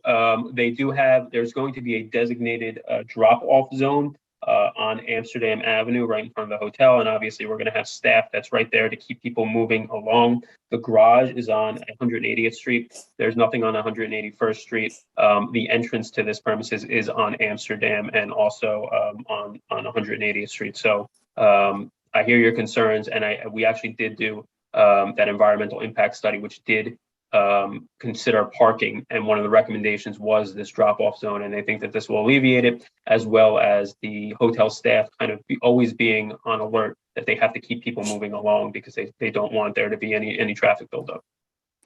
Thank you. I appreciate knowing that detail. Thank you. Thank you, Leo. Mariel? Thanks, Angel. Yeah, so some of my earlier questions were answered, but I do have just a point. Would agree with Leo that, something like this is I think can be certainly good news for the community in terms of, having a place to visit. I know if I have family and friends, I can recommend them the places they can possibly stay without having to stay all the way downtown. But what I would say is, I think one of the beauties of our neighborhood is that there are so many small businesses. And so maybe a recommendation in part, and this kind of leads to something that Isidro mentioned a little bit, recognizing that this community is, there's people from all different walks of life, so many different backgrounds, and they all really contribute to the vibrancy of this community. So again, a kind of a suggestion in having this, how most hotels kind of have like places to visit in the neighborhood or kind of things like that. I would strongly consider there also being a little bit of that's also inclusive of the other things that the community has to offer as well. There's so many great small businesses. And so we really want to make sure that it's not just the hotel taking up all the business in the area, but that we're sharing that resource and for all of the small businesses in the neighborhood. Thanks. So I believe that the hotel is already doing that. It's a great suggestion, and I know that we've been working with the bid. And I actually think that they're going to be offering walking tours of the Heights as something that they could highlight local businesses. So I think it's definitely something that they're already considering. And again, this is to draw people to the neighborhood. We don't want people leaving Washington Heights to go downtown to go to their hotel. We want them staying around here. That's the point of the hotel, and I think we're all in agreement on that. For sure. Great news. Thanks. Thank you for that. We can now do a second round of questioning. Isidro, I see your hand is up. Thank you, Chair. So, Antonio, again, you're bringing a great product to our community. Halal has this trademark. It has its name. and to have halal or something similar to that up in my hand would be a great asset to the community. A question about the courtyard. When you say vendor is going to be open to the public, will the public have access and can sit on the courtyard? And do they have to purchase anything at the restaurant to sit there? What would be the understanding? So as I understand it, the hotel developer agreed as part of stipulations with the community board to have it open to the public, meaning that anybody from the public can walk into the hotel lobby and then walk into the courtyard and have a seat anywhere that they would like. So these tables that we're saying that are out in the courtyard are tables that will be available for patrons who do not have to purchase anything. They could come in, they could sit down, they could read a book. Okay, great. Thank you so much, man. No problem. I'm sorry, Angel. I have one more question. Yeah, not a problem. We're in the second round, so perfect time. Going to Isidro's point, since there's going to be a lot of potentially community residents, community patrons going and enjoying the fine food, fine meals that the restaurant has, hotel restaurant has to offer. Would you guys consider, at this case, I understand the catering with the handheld metal, I guess, detector. Would you guys consider putting that in a restaurant? If you have someone like Cedro mentioned earlier, coming in from another event at 12 o'clock at night because they know they can get a drink at your environment, you just don't know who's walking through your doors. Obviously, anybody can come in. How can you protect the people staying at the hotel, the employees? It's a little puzzling, especially open until late night. I would recommend a snip, the handheld metal detector, I guess. I don't know what you call it, but just for those reasons, you just don't know, especially nowadays with the rise in crime, you don't know who's walking through your door, their intentions, and you don't want to put anybody at harm, especially in an area like ours. Leo, I hear you. They're going to have 4 security guards at all times. There's going to be security cameras, and they actually have security advisors who are going to be kind of implementing security procedures. In my opinion, I don't think that's kind of what the hotel wants to present, but I understand it's a concern. I would say that if I don't want to say that if there is a problem, because I don't think that there is going to be a problem. I would think that the security advisors in the hotel would work together to correct it, possibly implementing something like that. But to have them agree in a stipulation that they would always use, wands or handheld scanners, it just, you want to go there with your family, you want to have a nice bite to eat. I don't think that you want to be, subjected to having a pat down. I agree with you. I guess I'll leave it up to the rest of the committee members to decide on it then. Yeah, so before we continue to move forward, I do notice that we do have 2 attendees, members of the public, whose hands have gone up. I know that we are past that moment at this time for public commentary, but because they are here, they are members of the public, I think we should hear them out. So Ebenezer, is that with your assistance, can we promote these 2 individuals to be able to share their thoughts? I'm sorry, who are the people you want me to promote? So there's a Ray Mann first, who has their hand up, and then a Joseph Siebert also has their hand up. Angel, just to remind us, the public speaker had 2 minutes. Yes, thank you. I'll time it. So we have Ray. Ray, did you want to share anything with us? Okay. Joseph, did you want to share anything with us about this applicant? Yeah, hello, I'm sorry. Okay. It's on mute, I'm very sorry. No worries. So this is Ray. Ray, you have 2 minutes. Okay, thank you. One of the concerns that I have, I represent a local business and the impact of the hotel on the local business. So I didn't hear anything. It was mentioned about the impact on small businesses, but from Ben, if you don't mind me saying Ben, I didn't hear too much about, hotels, they should usually have an outreach for local business. And I know that the bid, you mentioned the bid, and, I'm very familiar with the bid and they're great people. So, but you haven't mentioned too much about what you would do for small businesses, local businesses. Ben. So what they're planning on doing is offering kind of information inside the hotel about local businesses and also offering a walking tour of the Heights to highlight local businesses. I mean, that plan has not been fully fleshed out about what businesses are going to be kind of participating in it, but I'm sure that there's going to be some sort of outreach in the next few months about participating in it. What sort of local businesses are you looking to highlight, and how are you asking the hotel to highlight them? And again, I just want to mention that this is really about the F&B operation of the hotel, not necessarily the hotel operations as hotel operators. So I mean, they can answer questions about food and beverage, but outside of that, I'm not so sure what you would like them to do and how we So- schedule that. Okay, understood. So I'm thinking in terms of, okay, so the backdrop is not a normal backdrop. We've just come out of 2 years of COVID. So most restaurants, local restaurants, small businesses, small restaurants that are in the area have been devastated by the business. So now you have this conglomerate restaurant that's going to come in. So evidently, you know, competing with a conglomerate restaurant is not going to be something that, you know, it's a free market. But again, so everything, the backdrop is completely different today. So when you have, you know, huge 140 restaurant table, 140 tabled restaurant come in, and you have these small guys around, you know, you can get squashed. So that's what I'm thinking of. Yeah. And how are we doing on time? Just to, Ben, before you go. Thank you. We're at time. Thank you. Okay. We're at Just wanted time. one Ben, more if you thing. want to just conclude those thoughts real quick, and we can move Thank on you. to the second. I mean, a hotel is only as good as the neighbors around it and the neighborhood that it's in. People don't come to a hotel just to stay at a hotel. They want to experience the neighborhood. I think that the hotel is going to have to promote local businesses to get people to go out.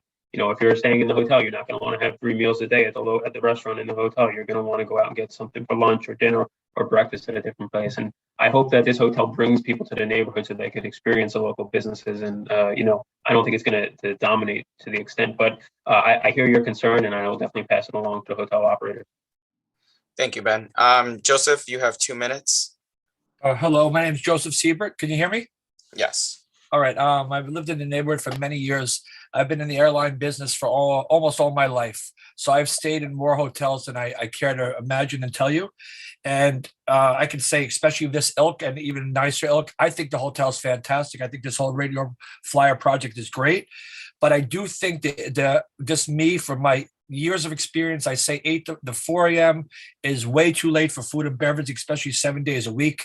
I mean, I stayed at all the nicest hotels, the Encore in Vegas, the Cosmo, every Ritz-Carlton. None of them are open to 4 a.m. for food and beverage. What usually happens for a hotel guest, when the restaurants and the food and beverage outlets of the hotel is closed, you either the room service will have, stay open for food, sometimes 24 hours. And of course, you have this hotel will have mini bar. And the mini bar is usually stocked with all kinds of alcohol, from small bottles to bottles of wine to bottles of beer.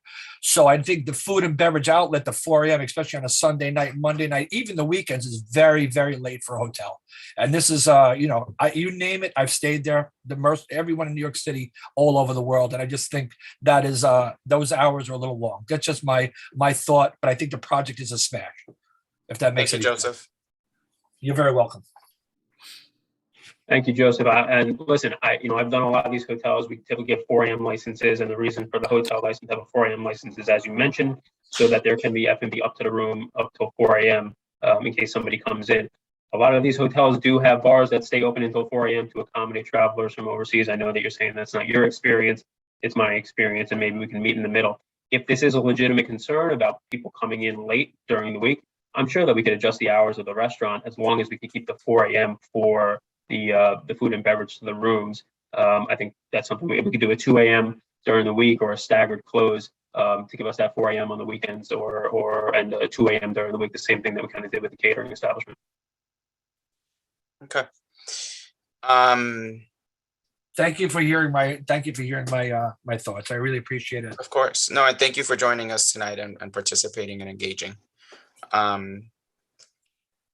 So, Ebenezer, we do have one other member of the public that just that put their hand up. Can we promote them? Mike Hanau.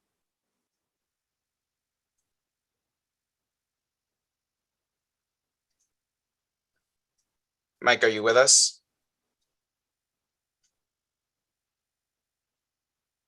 Mike, are you with us?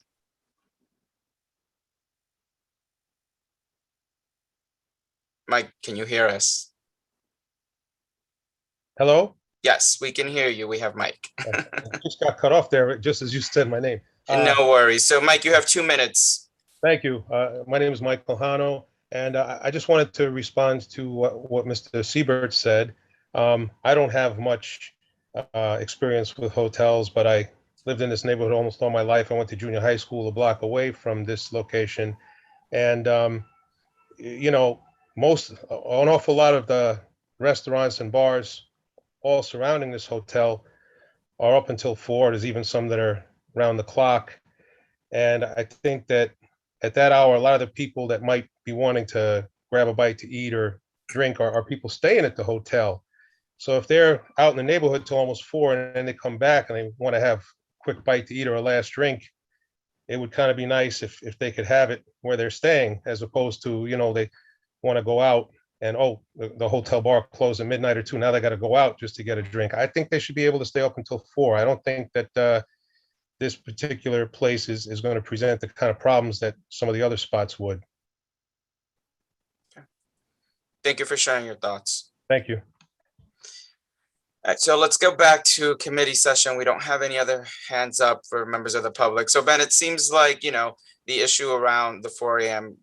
closing, you know, the 4 a.m. might be a problem in terms of allowing members of people that are outside, right? Like not the people that are staying inside the establishment. So maybe curtailing the hours for outside people might be a possible solution. What do other committee members think on this one?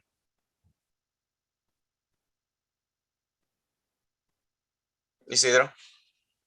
So definitely at 4 o'clock for this area on a daily basis, it is something that we ought to be careful. I recommend that the chair bring some possible middle ground, both on the inside and also on the courtyard, as far as like until what time they can have service there, and many others. That's something that I would recommend. Okay. And I also recommend that a sound limiter be installed, and proof of that sound limiter to be sent over to the community board no later than October 22nd before 5 p.m. in the afternoon. Just to make sure that, again, I know that the establishment is not open yet, but this can be purchased ahead of time. It can be purchased anywhere. And we will need just a copy of the receipt that was purchased to make sure that there is a sound limiter installed. Also, good neighbor signs to be posted on the surrounding area. And on the 180th Street, about 1 block west on 180th, another one, we as a community have a big problem. Gangs there are very prevalent. There are very famous gang members there. We hope that this will never reach this restaurant, but we have to protect not only the restaurants, but also our residents. So on that note, the restaurant should consider having security personnel there, as it was stated. I wouldn't say 24/7 because this doesn't call for, but particularly late at night. That would be my recommendation.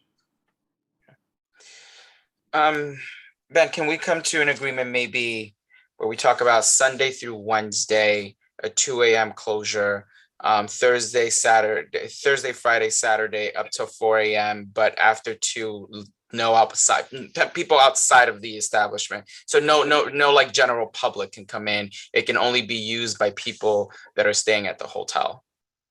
I think that's good, Antonio. I don't know if you have a problem with that. The one thing I would say is that we have 4 a.m. to hotel rooms 7 days a week. That would be okay as far as room service.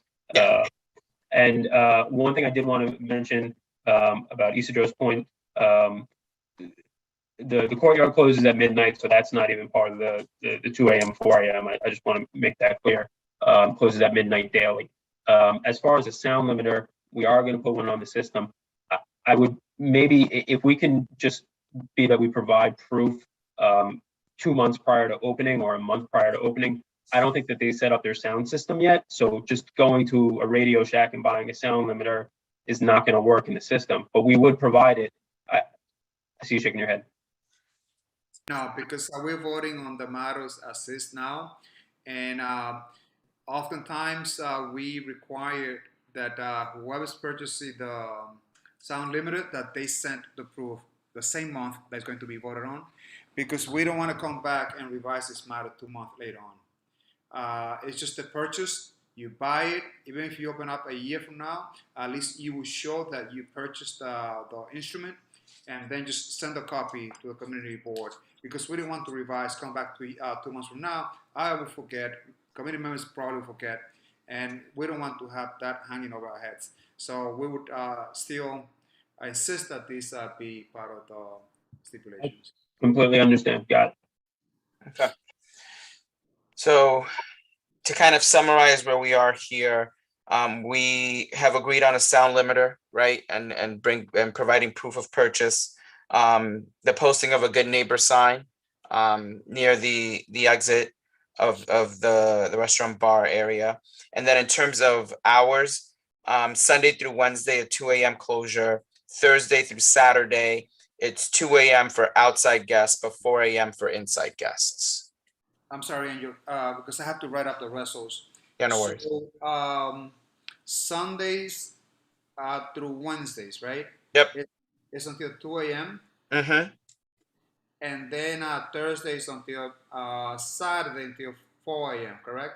4 a.m. for guests that are staying at the hotel, 2 a.m. for people that are not staying inside the hotel. But the hotel service for alcohol will be on a daily basis until 4 a.m.? To room service. The room service, right? Yes. Okay. So Sundays through Wednesday until 2 a.m., then Thursday through Saturday until 4 a.m., correct? Yep. But at the courtyard. Midnight daily. Midnight daily. Okay. And just out of because I think Van, and perhaps you would feed the committee with a better understanding. Will this fall to the Jackson's rule, whereby music cannot be played or cannot be used on weekdays, Mondays through Thursdays until 10 p.m.? Or would that only apply to outside dining, like sidewalk cafes? Because if it's the courtyard, we cannot have any music at all, at least on a closed sidewalk cafe after like 10 a.m. Mondays through Thursday. Would that be the case here? I don't recall clearly. I personally don't have an answer to that. And I mean, Ben, I'm sorry that question was directed to you. Oh, I'm sorry. I thought you were asking the community members. My understanding of DCA Sidewalk Cafe and open restaurants was that it was outside. It wasn't private or quasi-private interior space. But I'm not an expert on that, so I would not know. So Angel, on the courtyard, perhaps we can limit the hours of alcohol selling on the courtyard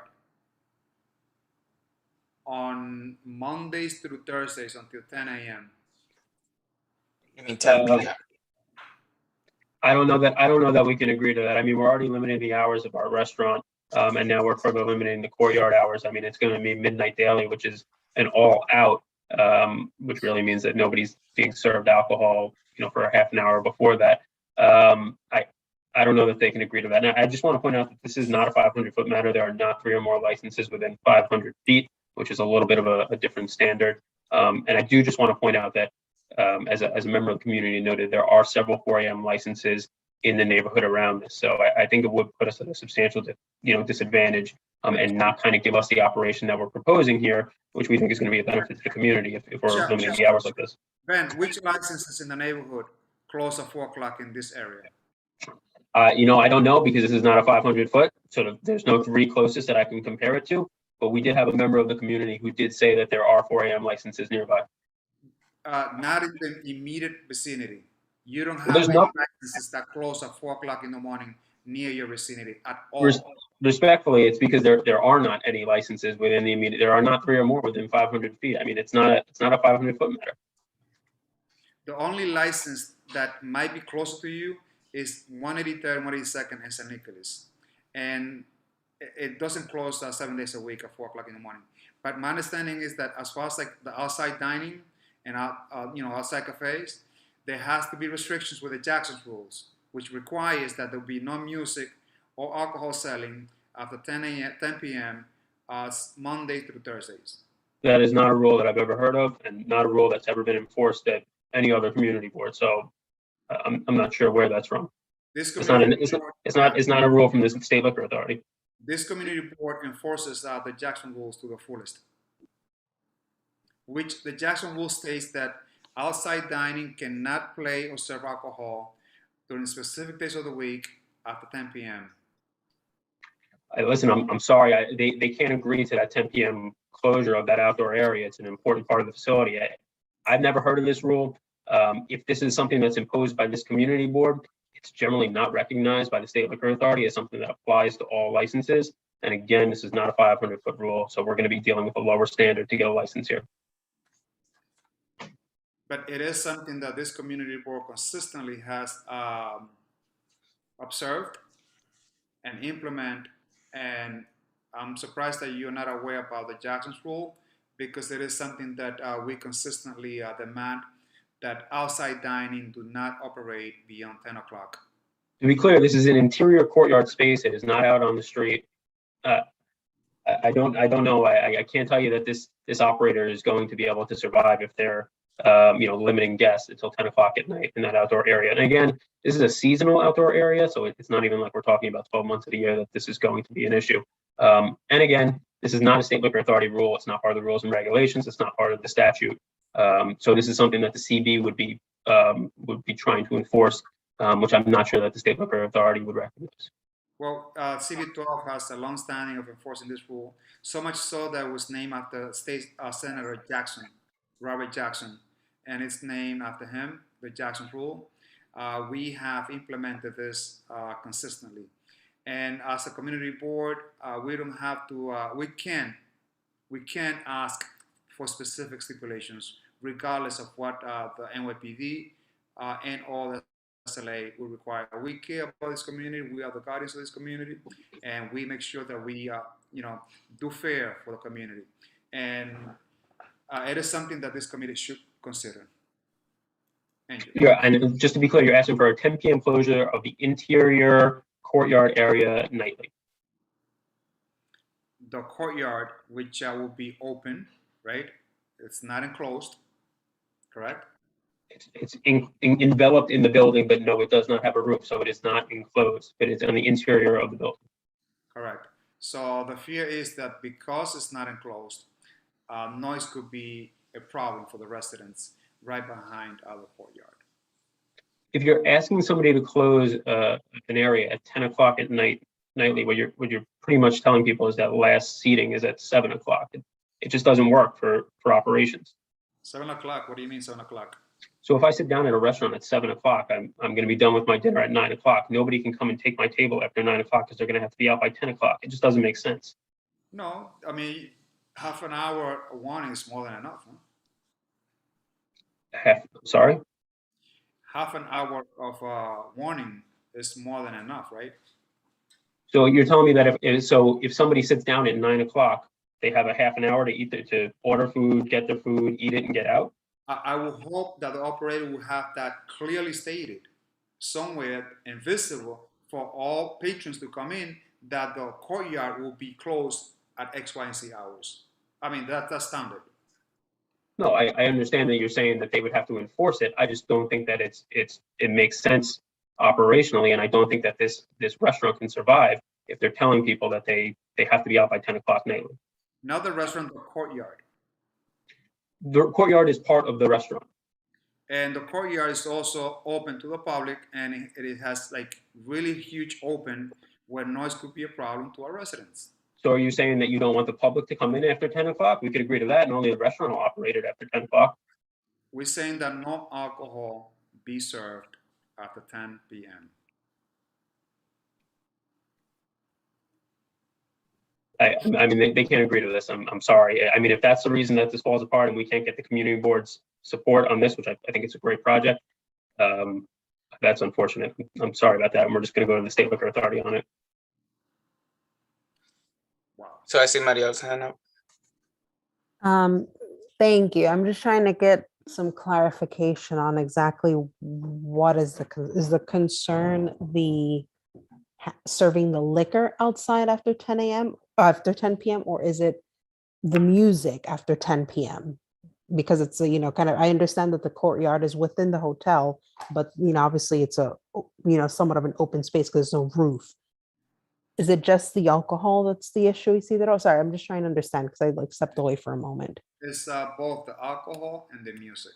As you go to unenclosed sidewalk cafe throughout the neighborhood, when you go to unenclosed sidewalk cafes, you will see no alcohol serving after 10 p.m. specific hours of the days. You will only have alcohol serving till 12 midnight on weekends. So any one of you that will go to an unenclosed sidewalk cafe throughout Washington Heights and Inwood, you would not be served alcohol after that hour.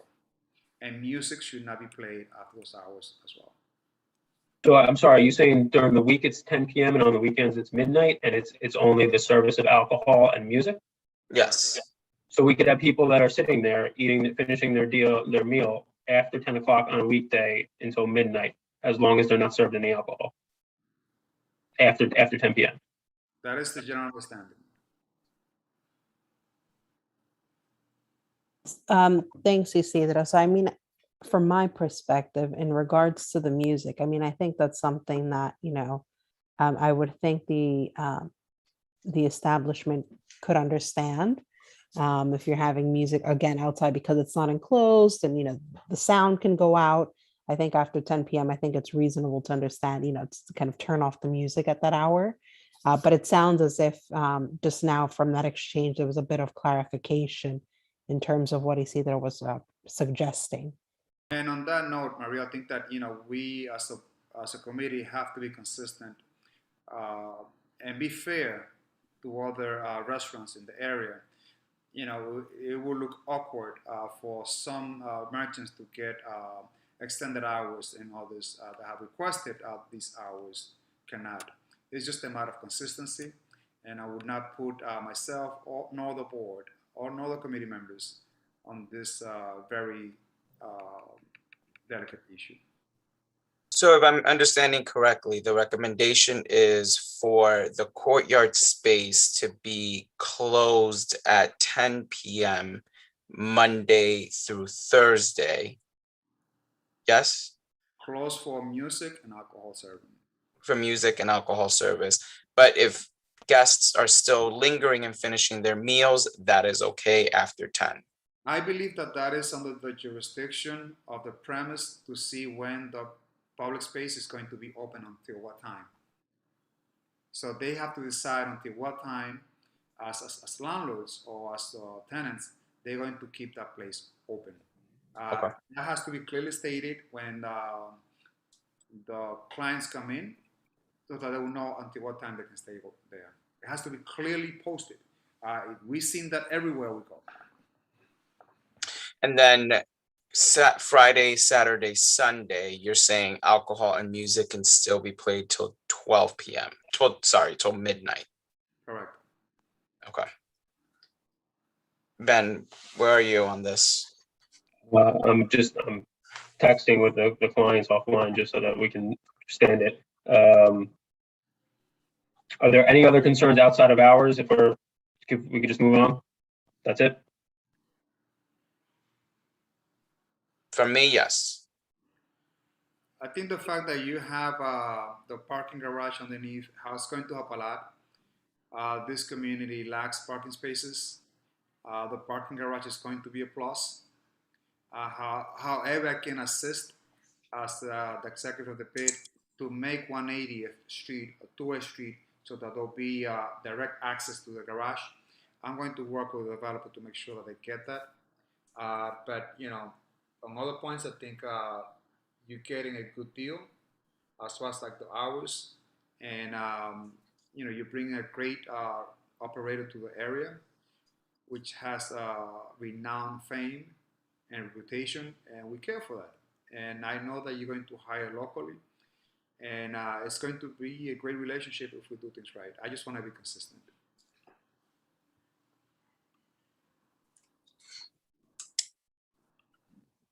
I apologize. Sorry, I'm just looking for confirmation here.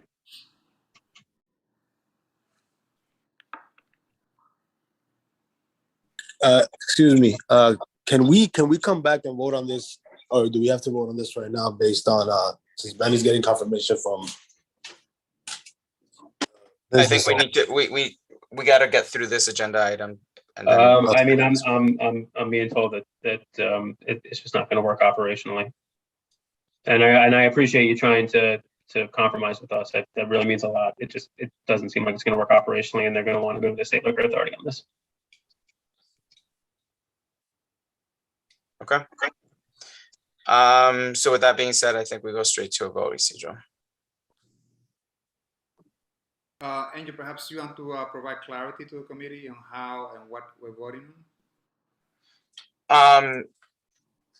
So at this moment, we are going to be voting on a resolution that includes the installation, the purchase of a sound limiter, the posting of a good neighbor sign, the restaurant closure Sunday through Wednesday at 2 a.m., Thursday through Saturday at 4 a.m. for inside guests, 2 a.m. for outside, people who are from the outside that are not guests.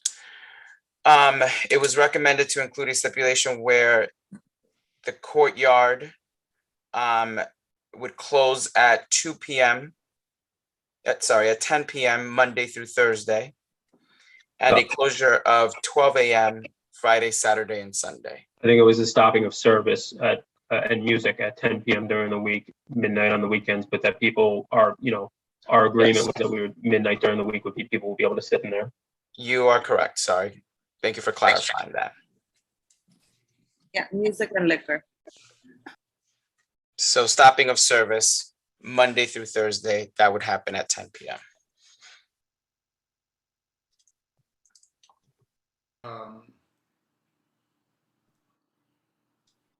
So we're voting on the matter as a whole, and please, Angel, restate what they agreed on for the courtyard.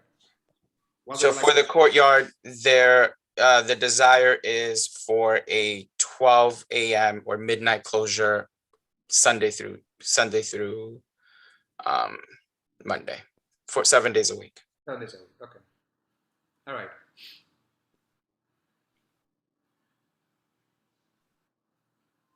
All right. All set? Yes. Sorry, I'm sorry. If you just give me one more second, I'm just getting final confirmation that this is something that they would not be able to live with. I mean, although you could extend the stipulation to us and we could just say we're not going to sign it, but I don't think that you want to do that. What was that again, Ben? Antonio, do you have any thoughts about this? It's going to be a little difficult, like you're saying. It's not good for the business, stopping the selling in the courtyard at that time. Okay.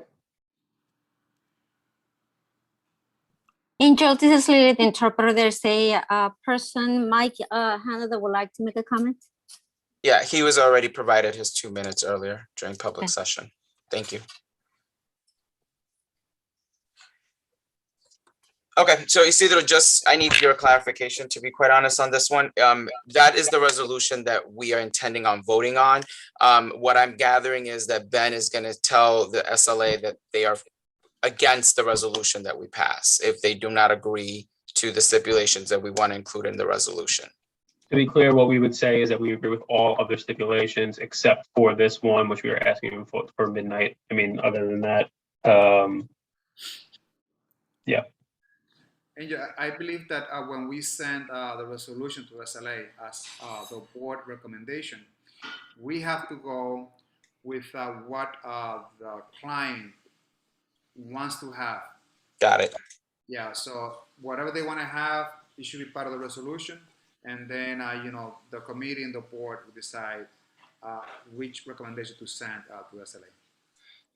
Okay, so that last stipulation that we were going to include in the resolution needs to be redacted, and it should be what the client is looking for, which is a 12 or midnight closure 7 days a week. Correct.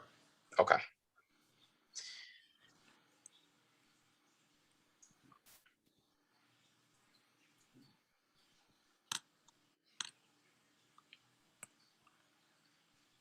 Okay, I think we should go for a vote then. All right. Angel. I'm gonna abstain. Isidro can't vote because of conflict. This client is part of my bid, and as such, I cannot vote because they're part of my board. So I cannot vote. Robin. Yes.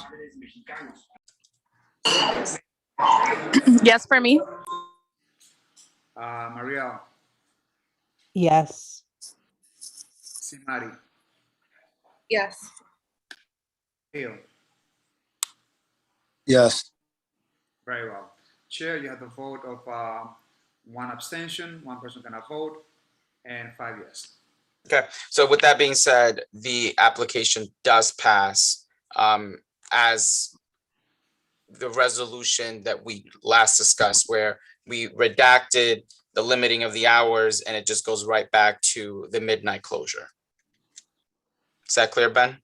No, I'm sorry. So you're saying that your resolution says that you support this application with a midnight closure on the courtyard. Courtyard. Okay, Yes. great. Thank you, guys. I appreciate that. Okay. Thank you, Ben. Thank you. Thank you, guys. So next one is Apache Corporation, DBA as Tucan, 184 Dykeman. You're next. Hi, good evening, everyone. Good evening. So before we hear from the representative that we have on the line, just want to make note for the committee, a public notice was posted. The questionnaire was submitted. They are looking for a new liquor license, which requires a menu submission and a floor plan submission, which both came and arrived on time. Can the representative, state their name, their association to the establishment, and present their application to us? Good evening, everyone. Thank you for the opportunity. My name is Dante Omar Gonzalez, and I am the owner of Tucan. For the purpose of the minutes, what's your name again, sir? Dante Gonzalez. Thank you so much.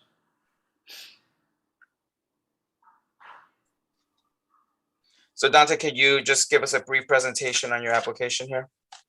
Definitely. So I'll tell you a little bit about my background. I've been in the hospitality, food and beverage industry for approximately 20 years, specifically working for hotels, 10 years at Peninsula Hotels, 11 years at Harvard Club of New York City, private members club. This has been a lifelong dream of opening up my own place, and it's starting to come about. We are doing something completely different from what we see in our community. We have a Peruvian theme that we're putting together, along with specialty cocktails. And we're focusing, our focal point is service. We want to bring pretty much midtown to uptown to our community and, have everyone experience that without having to go downtown or midtown. Next, we'll move on to the opinion of the 34th precinct for this establishment. Angel, Any cause for concerns or things we should be aware of? I know that the establishment is seeking a new license here. sorry, Angel, if I may. Perhaps you want to go over the method of operations before the precincts render their opinion, because it's a new license. So I think it's important for them to know the hours, the capacity, and what kind of music that we're playing. Sure. Yeah, how many tables, how many chairs. I'm sorry. Sure. Dante, can you give us that kind of level of detail and explanation here? Definitely. So the capacity is approximately 75. We're looking to have 15 tables of 4, 9 bar stools, approximately 6 associates. We're looking to play acoustic music, just a nice mellow vibe where you can, have a good conversation, good meal. Again, our focal point is service. And, there's a lot of us that are in the industry that unfortunately, because we're in this industry, don't get to enjoy our own experience. So that's what we're looking to do. As far as weekends, if we're at capacity, we definitely bring in some extra security. Our hours are Monday, Tuesday, Wednesday. We're looking to open at 4 p.m., close at 2 a.m. Thursday, 2 p.m., 4 a.m. Friday, 12 to 4. Saturday, 12 to 4, and Sunday, 12 to 2 a.m.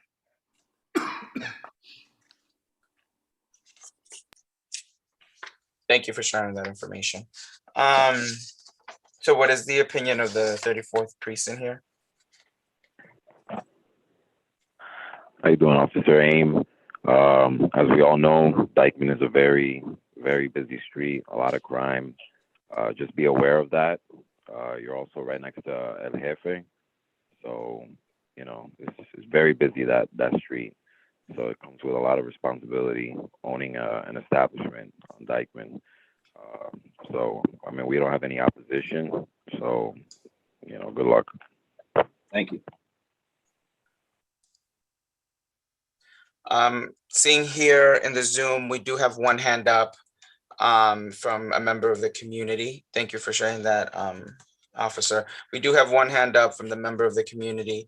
Would it be possible, Ebenezer, to promote Mike now?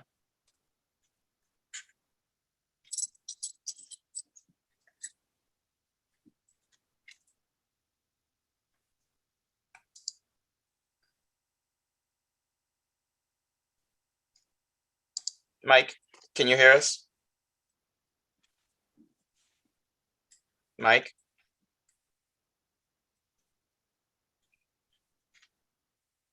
Mike? Hello? Yeah. Every time they try to add me, I get knocked off out of the thing and it has to reconnect. This is the second time that happened.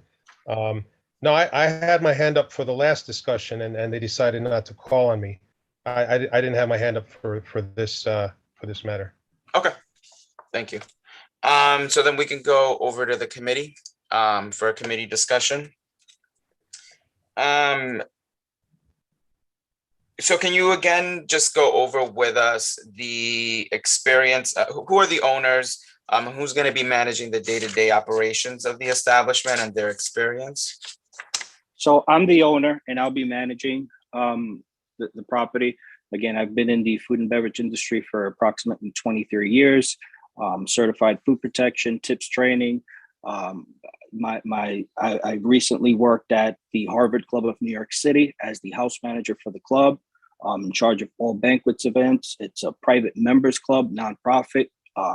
We did pre-COVID approximately 1,200 patrons, about a $17 million revenue operation, all non-for-profit. So I am extremely familiar with this industry. I see that in the application you indicated live music and karaoke would be played. I just want to get a sense of how often you intend on having that per week at the establishment. I'm thinking of theme nights for those that are in the industry. Maybe on let's say a Thursday, but predominantly the business is low music, have a conversation, enjoy your meal.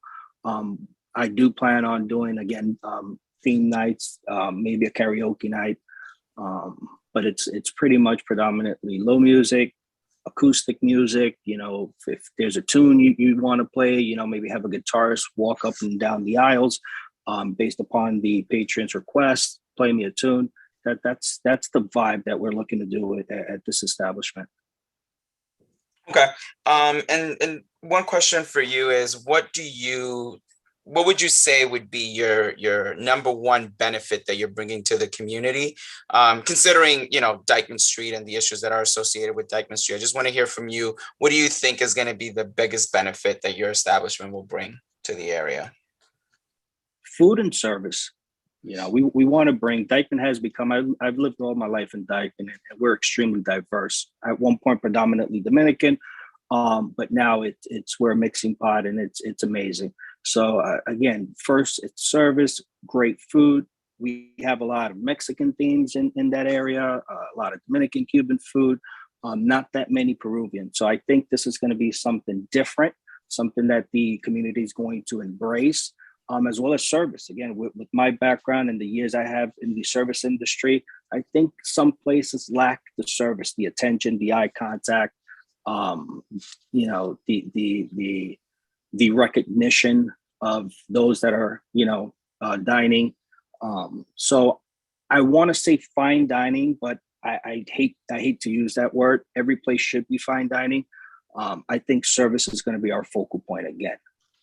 We want to make the community happy. We want everyone to embrace, you know, our place, and you know, with everything that's going on in the community now, I think a lot of people are leaving, and we need to do something about that, and you know, continue to open up places and bring people back. And yes, you know, there's a huge crime wave, but you know, even if you look at places like Tao, places like Pergola, Kalari, Peter Luger, reputable places that have been, you know, in the industry for many, many years, and they've had the same issues.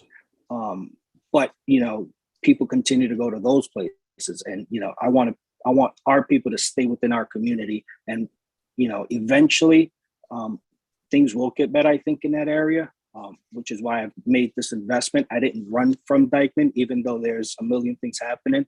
I want to stay with the community, and you know, hopefully they can embrace this. I'm pretty sure they will. Thank you. I see Leo's hand first, then Mariel, and then I have Isidro. Leo? Thank you, Andrew. Yeah, just comment on the times.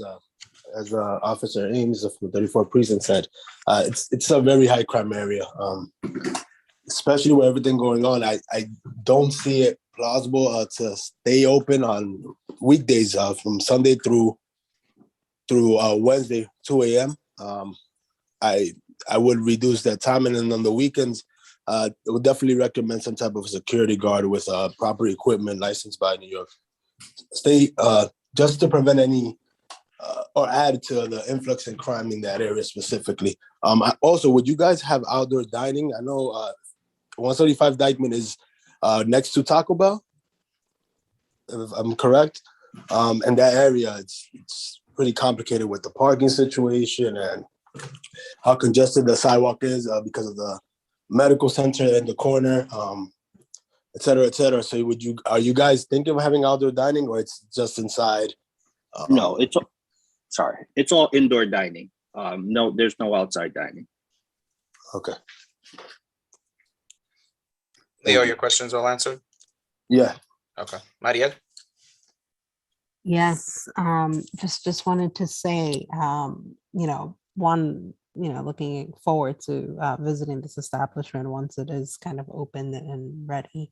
But just a point, just kind of reiterating. I mean, I've been to the Harvard Club a couple of times and have like planned events there, so I know that type of vibe. And I really enjoyed my time there.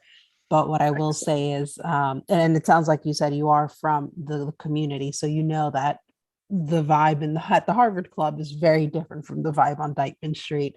And so just being mindful of the different communities, in terms of, the service, but also I think just being aware of like the double parking issues and some of the issues that a lot of the small businesses encounter, I think would make your business a success, just kind of keeping that in mind.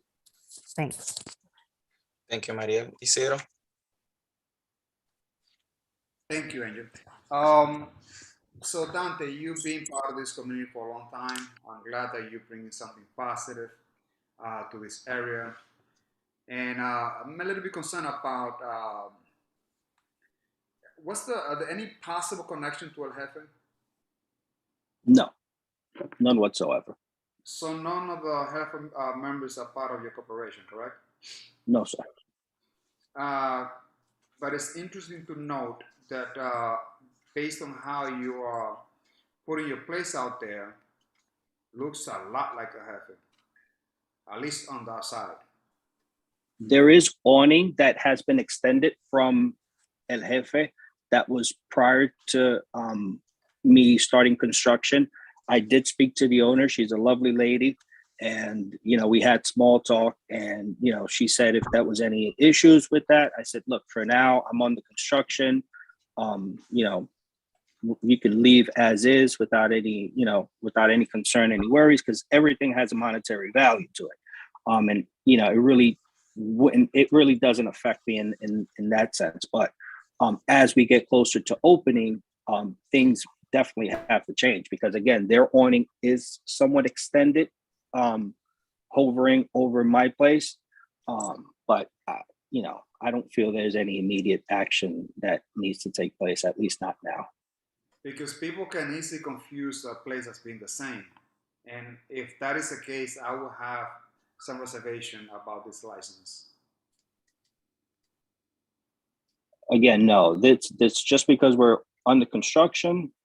Even prior to my construction, their awning was extended. I'm not sure what agreement they had with, with the prior owners, but there's no affiliation there. And again, we did have conversation about it, but I didn't think, it was a big deal because we're under construction. We haven't opened yet, but there's definitely a plan in place where it has to come down so that we can do our awning and, we can promote our business. Thank you, Dante. Sure. Thank you for that clarity. Leo, your hand is still up. Do you have another round of questions? I can go to second round. No, I'm sorry about that, Andrew. Okay. I'm sorry. Let me add one thing to the young lady that said, I think her name was Maria. Yes, Maria. Yes. Mhm. Maria. Okay, so I just want to point something out that you said. Like you said, you visited the Harvard Club. It kind of fills me with joy because a lot of us, either visit a lot of these places or work in these places, but we don't get to experience that in our neighborhood. And that's kind of my mindset, just so you know. And again, coming from my background, I worked 10 years at the Peninsula Hotel, 55th and 5th. I was food and beverage manager, purchasing director, purchasing agent. I've been 11 years back to the house. I worked for Omni Hotels on 52nd and Madison. I worked with their corporate division as well. So I've fortunately been able to experience some of this fine dining and had some great experiences. And that's my concept here. Like, and some of us have visited some of these places, but again, we have to, it's either a sponsored event, it's either an event that we're setting up, it's either an event we're working or somewhere we got invited. And I think now we kind of have that in our backyard. Agreed. Thank you. Sure. Just understand, Dante, you're going to have a competition from another place that opened up. As a matter of fact, I think it's today. Retacito is a Peruvian concept restaurant, but I hope that you guys can work in harmony. Great. Yeah, I heard that. I made notes. I made notes, but again, I always say, salespeople kill each other. Owners in back of the house, we trade bananas and food. So I would definitely visit their place, and I'm hoping they can visit our place. Excellent. Simari? Thank you. I just had a quick question. I know in terms of the Dyckman vibe, the music is essential, but I noticed there was no a sound limiter listed. So I know Leo's sentiment about the duration of, or the hours of business, I concur, I agree. So in terms of if we're not adjusting time, would you be open to installing sound limiters just to avoid any noise or 311 complaints? I can take it into consideration, but I tell you, it's definitely not our theme. We're not looking, I want everyone to enjoy their meal and be able to have a conversation. I listen to all kind of music. My playlist is insane, from, Michael Jackson to bachata to everything. But again, our vibe is mellow. Enjoy the music, enjoy the conversation, enjoy the place, food, drinks. Again, I can take it into consideration, but music shouldn't be a problem. Okay. So here's what this is where I am on stipulations. First, to address, first placing a good neighbor sign. outside of the business is important. Along with that, putting down a phone number like that is prominently placed of the manager, so community members can contact the manager at any moment. I know that Leo brought up, parking being an issue. Can we put up any signs that say no double parking allowed or permitted in the near the in front of this location? Let's start with those three, and then I've got a couple more. Definitely. I'm an expert with that, especially after COVID. Science is my expertise. So, okay. And I haven't spoken. There is a parking lot, a couple of storefronts down. I haven't had the opportunity to speak with their management team or owners, but I'm definitely looking into it if we can kind of barter something. Again, all industry people just trying to help each other out, where if a patron comes in, there's some kind of barter deal that we can do where they park at maybe a discounted rate or something to that effect. Great. So just to summarize those three, it's a no double parking sign outside of the establishment, a good neighbor sign also outside of the establishment, and a phone number that can be prominently placed with the manager or owner's information, with the manager or the owner's information. Now to get to the hours and security issue.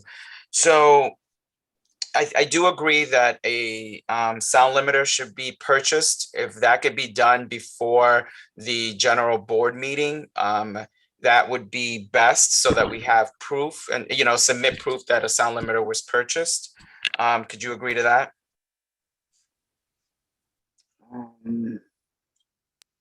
Yes. This is not a heavy investment, by the way. Sound limiters are not expensive to purchase. I believe you can get them pretty easily at any radio type location or electronic, any establishment that sells basic electronics. Is that something that you'd be open to? Yes. Okay. And then I understand the need to be open till 4 a.m. on the weekends. So with that being said, would you be able to provide security outside of the location, specifically during those weekend hours when you plan to be open till 4 a.m.? Definitely. Even increase, if, the intention is to have one security guard from a licensed reputable company. But, it is on the table to possibly have two, even three, if that's necessary, first. Specifically Thursday, Fridays, and Saturdays. Okay, and they will be able to have access to a portable body scanner? Yes. Okay. So that's where I am. Isidro, did you catch those for the purposes of the minutes and resolution? You're on mute, sir. Thank you. So we have about 5 resolutions, which is the Guneo sign, the sound limiter, and the proof of it to be brought to the community board by Friday, the October 22nd by 5 p.m. Phone number for manager, no double parking sign allowed, no double parking allowed signs, and a portable scanner. And then the hours, if you still can, please review that so we can enter into the resolution. Monday, Tuesday, Wednesday, 4 p.m., 2 a.m., Thursday, 2 p.m., 4 a.m., Friday, 12 p.m., 4 a.m., Saturday, 12 p.m., 4 a.m., Sunday, 12 p.m., 2 a.m. Okay. All right, I got it. Barring any objection or any objections or any other comments, I think we can go to a vote. Sorry, Angel, real quick. So Sunday, 12 p.m. to 2 a.m. or 12 p.m. 4 a.m. I'm just trying to. 2 a.m. 2 a.m. Okay, cool. All right. So based on that, Chair, can we go to vote? Yes. Angel. Yes. Isidro, yes. Robin. Yes. Cindy. We'll come back to Cindy. Marielle. Yes. Simari. Yes. Leo. Yes.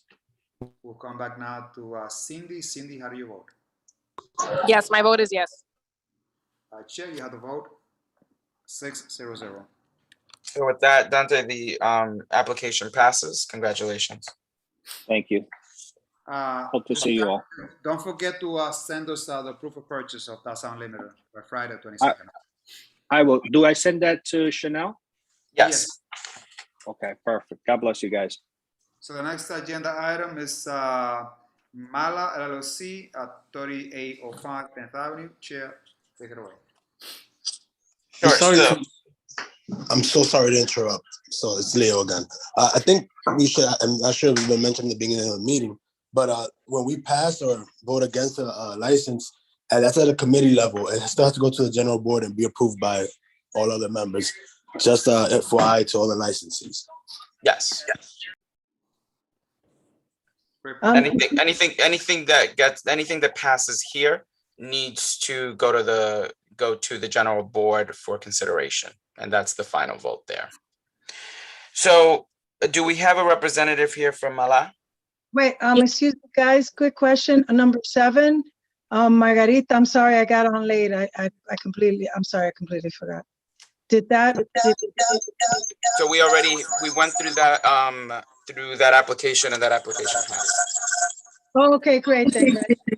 Good night, everybody, see you tomorrow. Okay.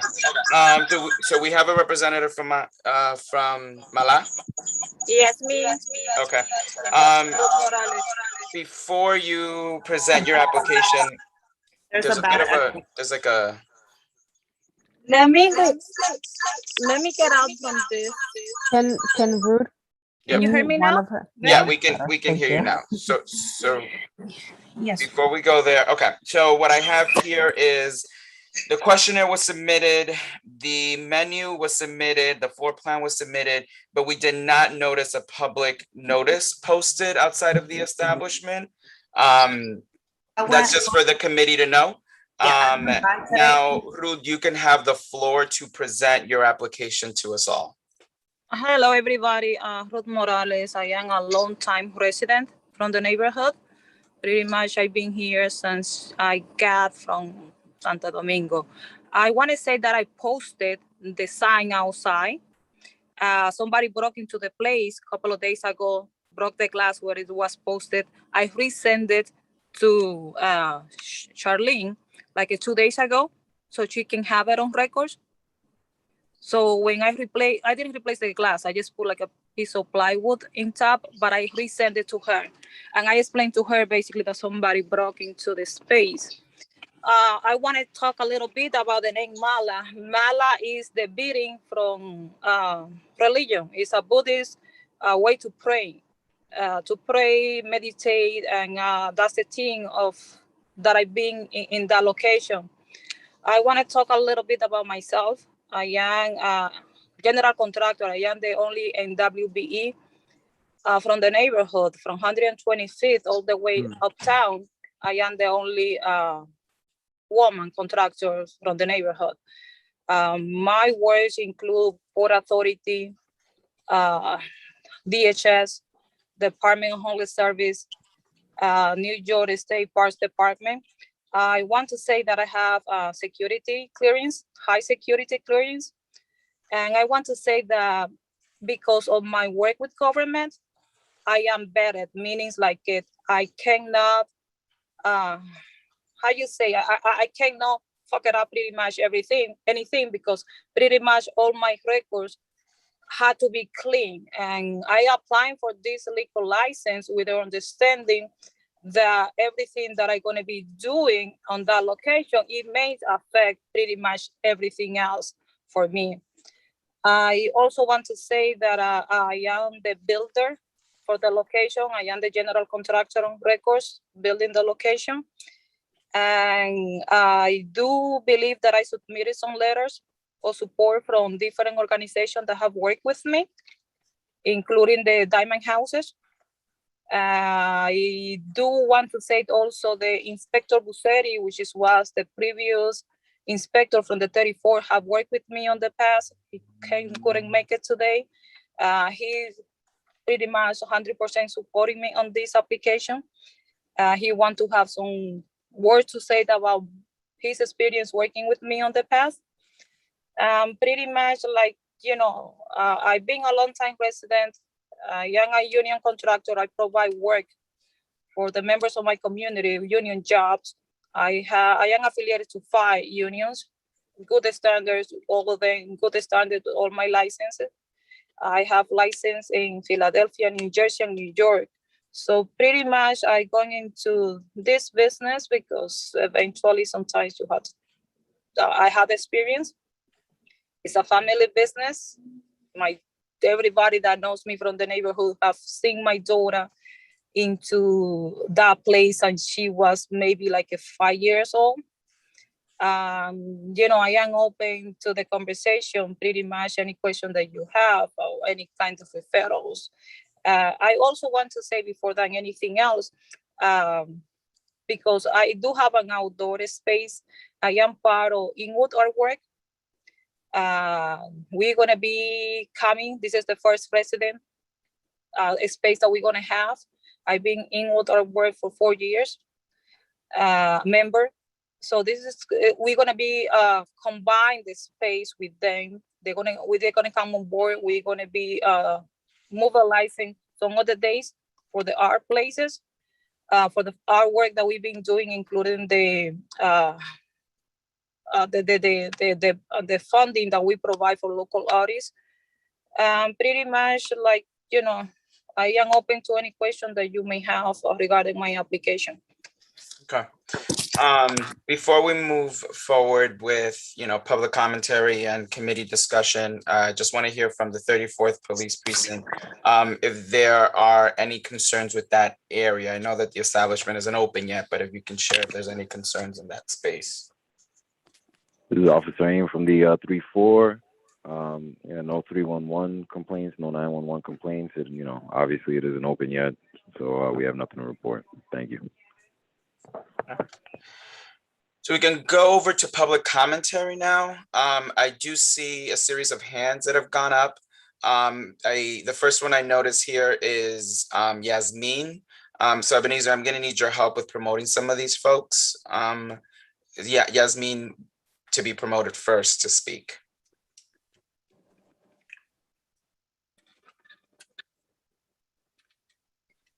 And who's keeping track of the time? I am. Okay, thank you, Simani.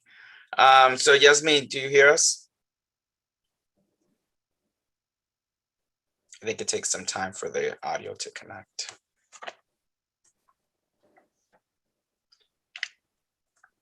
Can you hear me? Yes, we can hear you. Okay, I have a few concerns being someone who actually live right the corner of this upcoming establishment. I know a few years prior to, there has been a lot of shootings and stabbings in that area, especially that specific building itself where the Miss Ruth Morales is opening up her business. My concern is safety, not just for myself, but for other people living in the community. It's worrisome to me that another club or restaurant is opening up by this individual, knowing the past history, and I'm literally concerned that history repeats itself when it comes to safety for the community. Because years prior, there was a lot of shootings, a lot of stabbings at that establishment. And I mean, let's face it, Miss Ruth Morales was the owner of the previous establishment. Okay, and Yasmin, just for the purposes of the minute, just to clarify, you said that you live around the corner from the establishment? Correct. Okay. Simari, how are we on time? chance to respond or no? Yeah, you do. I just want to know where we are on time. We have 20 seconds for the 2 minutes. Okay, Ruth, if you can respond. Okay, this is a false narrative that some people been trying to portray, and this is the important part where I want the inspector that have worked with me on the past, Inspector Busetti, be part. He's going to be sending a letter regarding there is no shooting, there is no establishing. This is a false narrative. Some people that in the last meeting was trying to portray me. I am a good member. And if you see the people behind me, including the letter that was submitted, I am a good member of my community. Some people, they have problems as they present in the application. And this is the same people coming back with a false narrative regarding myself. Thank you. Thank you. can I Yasmin, Yasmin, Yes. your 2 minutes are up at this point, so we have to move on to the next community member. Ebenezer, can you promote Naomi Ram? You have Joseph. I'm gonna promote Naomi after Joseph. Okay, that's fine. Joseph, Can you hear me Yes, again? we can hear you. All right.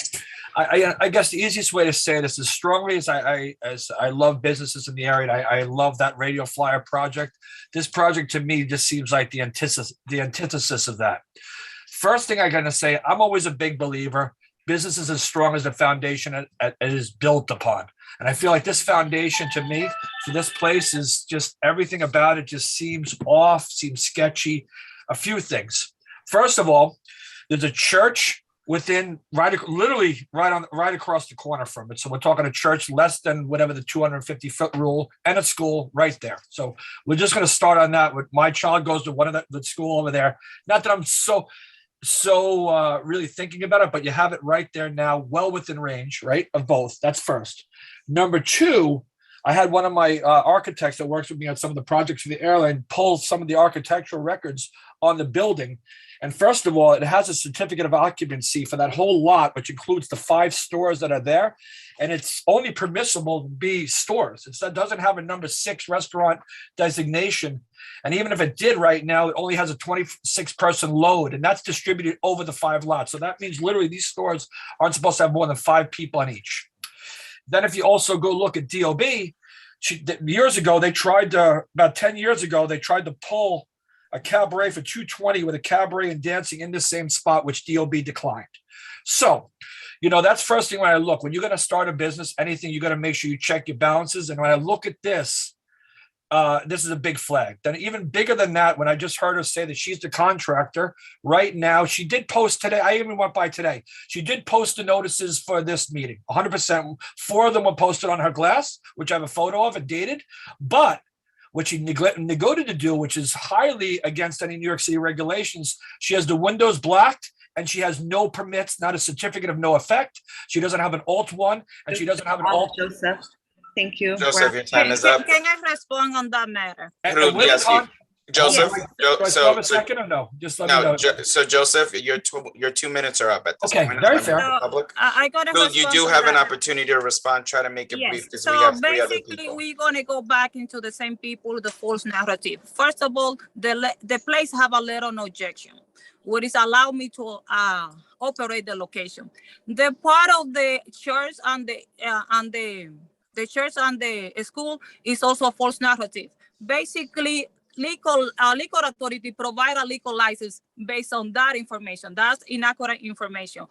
The information regarding me being a contractor, I am a good standard contractor. I doing the alteration myself. All my paperwork are in order. Application that it was denied 10 years ago, nothing had to do with me, sir. So basically, you came over here to falsely accuse me of something, information that is not provided. I can send every single permit information and inspection to this community board or to anyone that it may be required.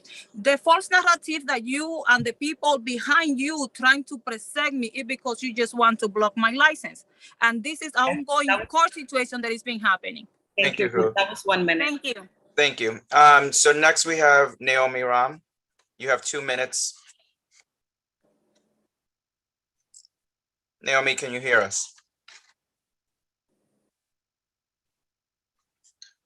All right. In the interest of keeping things moving forward, Ebenezer, can we promote D. Suf while we wait for Naomi?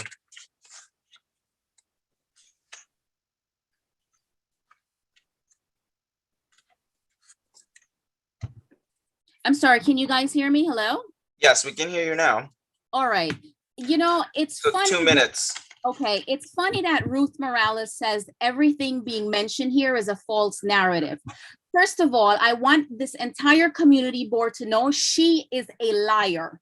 I sent all the paperwork, all the loan agreements, that she is the owner and president of the former establishment, Negro Claro. She borrowed money on behalf of Negro Claro as the president. Not to mention, Mala LLC is not even a corporation that exists in the Department of State. You can't even find it anywhere. She is looking to incorporate a business that doesn't exist. I challenge anybody, please go on the New York State website and tell me if you can find Mala LLC. But I will tell you what, which she has something going on with La Katrina, because La Katrina is DBA Mala Suave. Ruth Morales is a liar. She's taken money from absolutely everybody, and everything that her only excuse is false narrative. I sent an email with all the documentation. Please ask her to provide any documentation. Last time she said she was suing me. Ask her to provide a documentation of that. It does not exist. I sent documentation to the entire community board. She is a liar. She's running a Ponzi scheme. She took money from my husband. She took money from Richard Wong. She took money from Nelson Jimenez. She took money from Wendy Bonilla. Where are all these people's money, Ruth Morales? You took this money to start a business called Negro Claro. You didn't do anything with Negro Claro. You took everybody's money, you ran away with it, and then you blocked and you avoided everybody. You are a crook. Can I respond on this? Yes, Ruth. She Okay, still has- so wait, Ruth, give me a second. Simari, where are we with time? We're at the 2 minutes. Okay, thank you, Naomi. That your 2 minutes are up. Ruth, you can So respond. the things that I want to say, Naomi Rand doesn't live or have any business in Community Board 12. Second, Naomi Rand is the girlfriend of my ex-boyfriend. So any issues that she having and all this bad mouthing about me is because my ex-boyfriend sent it over to me. So from there, I just take this is a personal issue that she has with me, nothing else. All the people that she mentioned, why these people are not over here if it does true?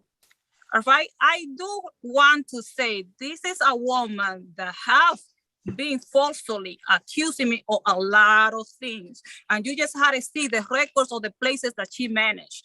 They've been fined over $90,000 on fine. Hampton, it was shut down by the city, by the state. The city of New York, basically, even for on taxes liquor, if you want the records of those locations, I can send it over. This is a woman that lives in Nassau, Long Island, doesn't have any attachment or any business in this neighborhood. And still she wants to come and say something about me. 20 seconds, 20 that she seconds. mentioned, why they are not here? If I am so bad, why these people are not here? Thank you. Thank you. Thank you. So next up, we have D. Souf. D. Souf, can you hear us? Hi, can you hear me? Yes, you have your 2 minutes. Hi, so my name's Daphne. I'm actually here on behalf of Richard Wong. He is my cousin, and unfortunately enough, she did take advantage of him. He loaned her about maybe $500,000 to that business, Negro Claro, which she closed the accounts and just ran with the money. He's tried to contact her to no avail, like at all. Like he can't be here right now because unfortunately he's with his father. His father's fallen ill, so he can't be here right now. So I'm here on behalf of him. Like she's taken advantage of his generosity, taken advantage. He's a good person, so he will never go to her and call her out for any of this. But he's a very good person. Like I can't understand. He's been trying to reach out to no avail. So we want to know. His family wants to know, what have you done with his hard-earned money? And before you, I am from the community. I'm from the community. I live between Audubon and Amsterdam Ave, right on 173rd. I am from the community. I frequent everywhere from Washington Heights to Inwood Ave. So I'm very familiar with everything that goes on. Can I say so? I'm gonna respond. This is the most illogical BS that I ever heard. Richard won't live over here in Tyre. Actually, I have his phone number and I can just provide it to you right now. This is the same people. Naomi Rang and everything that is coming over here. It doesn't. I am speaking. I didn't. So yeah, D'Souza, I need you to let her respond. All right. So basically, it's the same narrative. This is people brought in over here. All these people by Naomi Rang. If I own $500,000, take me to court. Stop the BS. You just want to block my license. Stop the BS. All those people that you saw over there, all these 3 people, brought not by Naomi Rang, who doesn't live in the neighborhood, I can send tomorrow all the information right now from Richard Wong. Richard Wong live here by Tyre. He is still basically in the license in 207 is on his name. We're coming up at the 2 minutes there. Yeah, okay. I did see, Mike, you got promoted. Your hand was up. Your 2 minutes. Thank you. Yeah, I wanted to speak in favor of this license, and it's based mostly on what I know of Rude and her history here. She's from the community, and she's also a former member of CB12, and I've seen her fight against people that were trying to do her wrong, and she's tenacious. And as she mentioned, she's a contractor in a position that not too many other people are around here. She's got a lot to lose. From what I see, a lot of these people open up these places, make a lot of cash, and then they rack up a bunch of fines. They don't pay their taxes. They close up the corporation, and they put another thing in their cousin's name, this or that. That's not going to happen with her, I don't think. You know, she has the support of the police, and that's a big thing. She has a track record already. She's operated a place, and if the police actively want to support her, I think that's a very big thing, especially given that location where crime and violence is a big concern. She has the support of the Dyckman houses, she said, the housing projects right across the street from there. And from what she told me of the concept, it's not going to be one of these clubs with loud music and hookah. It's going to be Chinese Cuban fusion. It's going to be high end, probably more expensive than I can afford, but that neighborhood is changing. And, you know, she's also been somewhat wronged by this community board, not by this committee, but by the former chair who failed to pass along information that she gave him that was supposed to be passed on to this committee a couple years ago. And that was kind of a fiasco. That was not this committee's fault. That was Chair Shah Ali doing something or not doing something he was supposed to do. So I'd say let her have this place. She had to really fight for it, as some of you remember, just fighting to establish that she is the legal tenant. And as far as those windows being blacked out, if somebody broke in and there's construction materials in there and it's kind of quiet there at night, yeah, you don't want to have your stuff on display for people to break the window and steal again. I don't see what the problem is. Thank you, Mike. Your 2 minutes are up. I want to say something regarding that, Mike. I appreciate basically, you know, you have known me for a long time, and you have known me basically like, you know, being side by side in a lot of things that are important to the community, including the IMO3 zoning. I go back like if you see in the last meeting, it was talking about all this path record. I have high security clearance. High security, federal high security clearance. If I'd be the criminal that these people say that I am, I wouldn't be having those. And I can say you my betting, and you particular, Angel, knows what is betting, basically. So at this point, all this lie that these people been trying to portray me is contrary to everything the federal government say about me.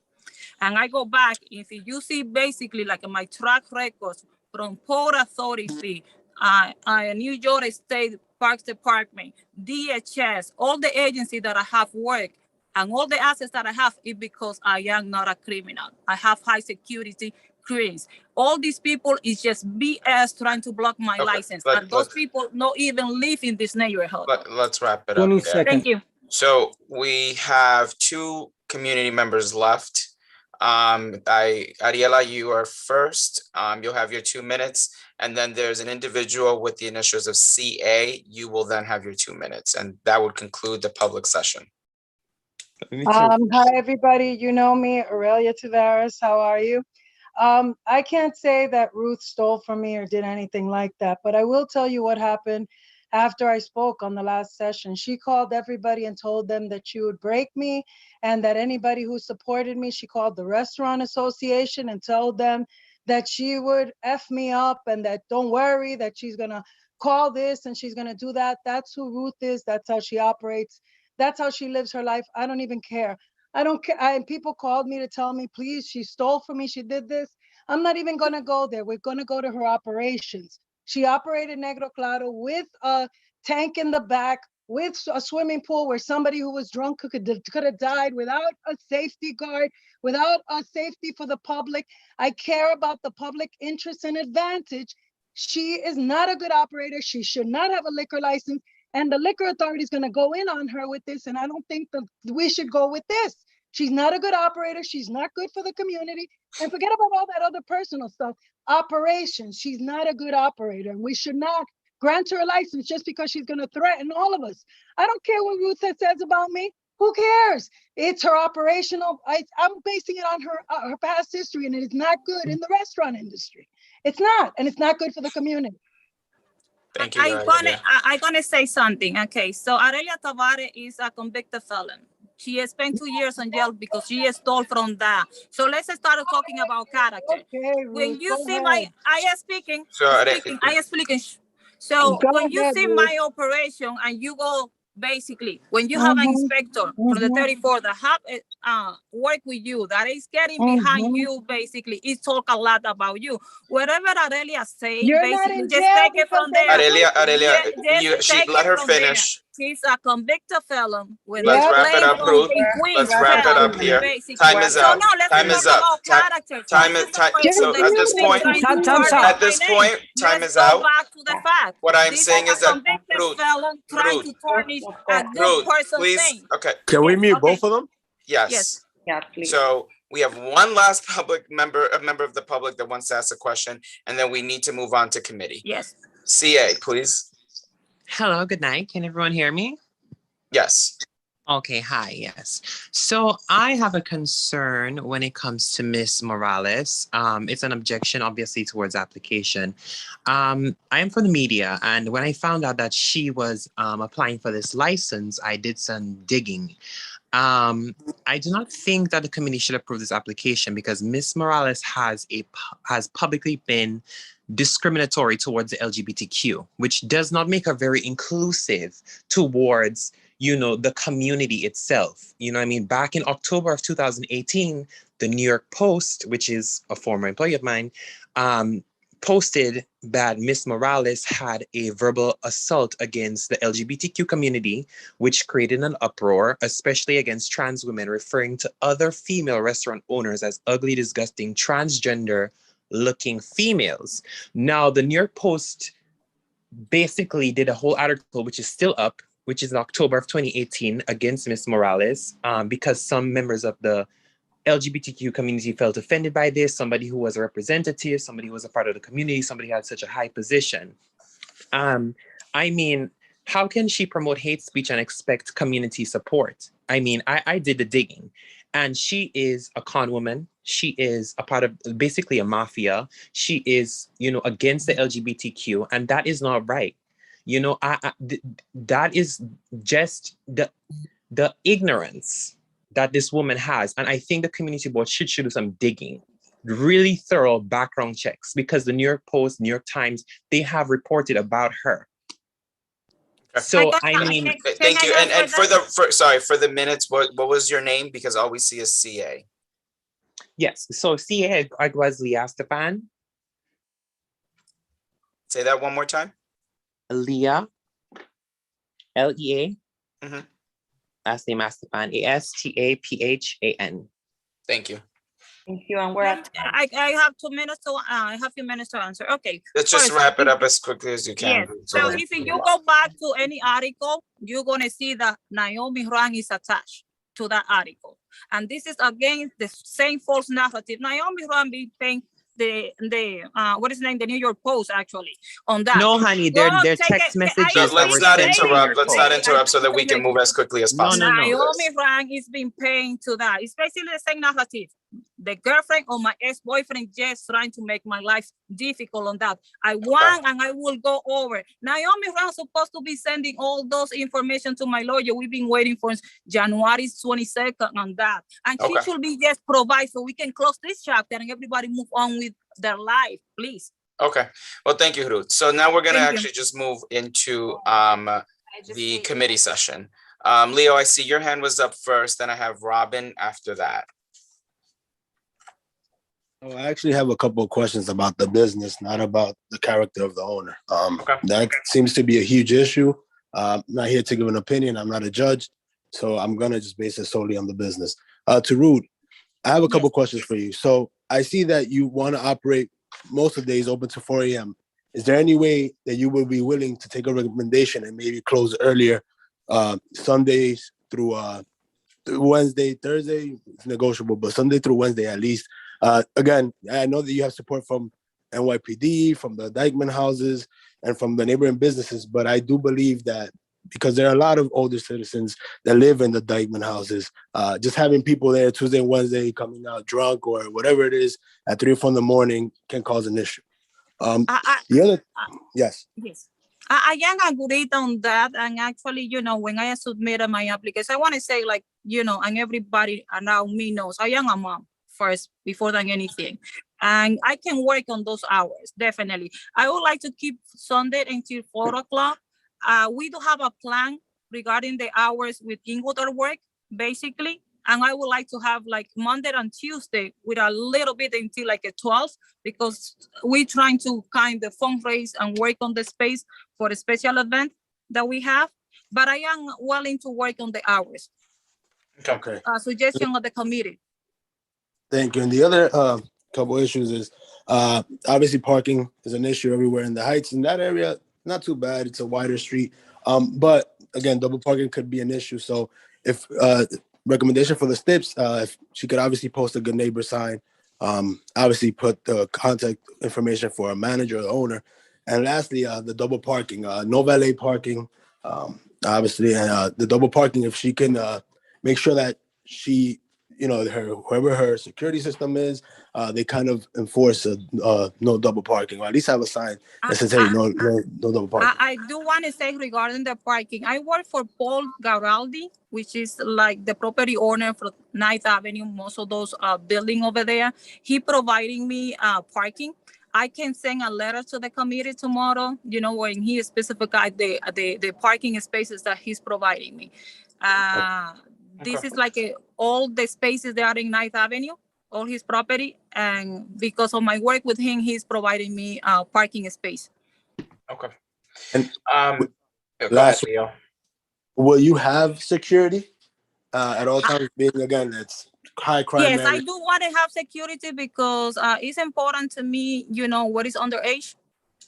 And that's something that I do want basically to be on top. You know, not because I feel like there is going to be any issue to any to a particular crime, but I want to comply with all the requirements from SLA, and especially, you know, youngest, as I say, and everybody know my record when it comes to children.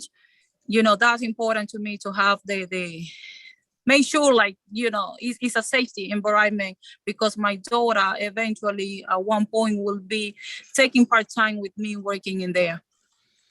And the last question, because I know there is a church and a school a block away. When you did the measurements, are you 200 within 200 feet? I am more than 200. I am more 200, and I can provide it tomorrow, the letter from the architect based on the map, from the city map, where it showed basically every lot and the street, the measuring from every street. That was submitted on the past from Liquor Authority, on the past when they approved the previous license, and it's the same records that we have. It's more than 200 feet. It's almost 500 feet because the church entrance is in 205. Okay, thank you. Robin, real quick before we jump to you, Ebenezer, do we have any of those email exchanges that Ruth mentioned earlier when it comes to the public notice sign?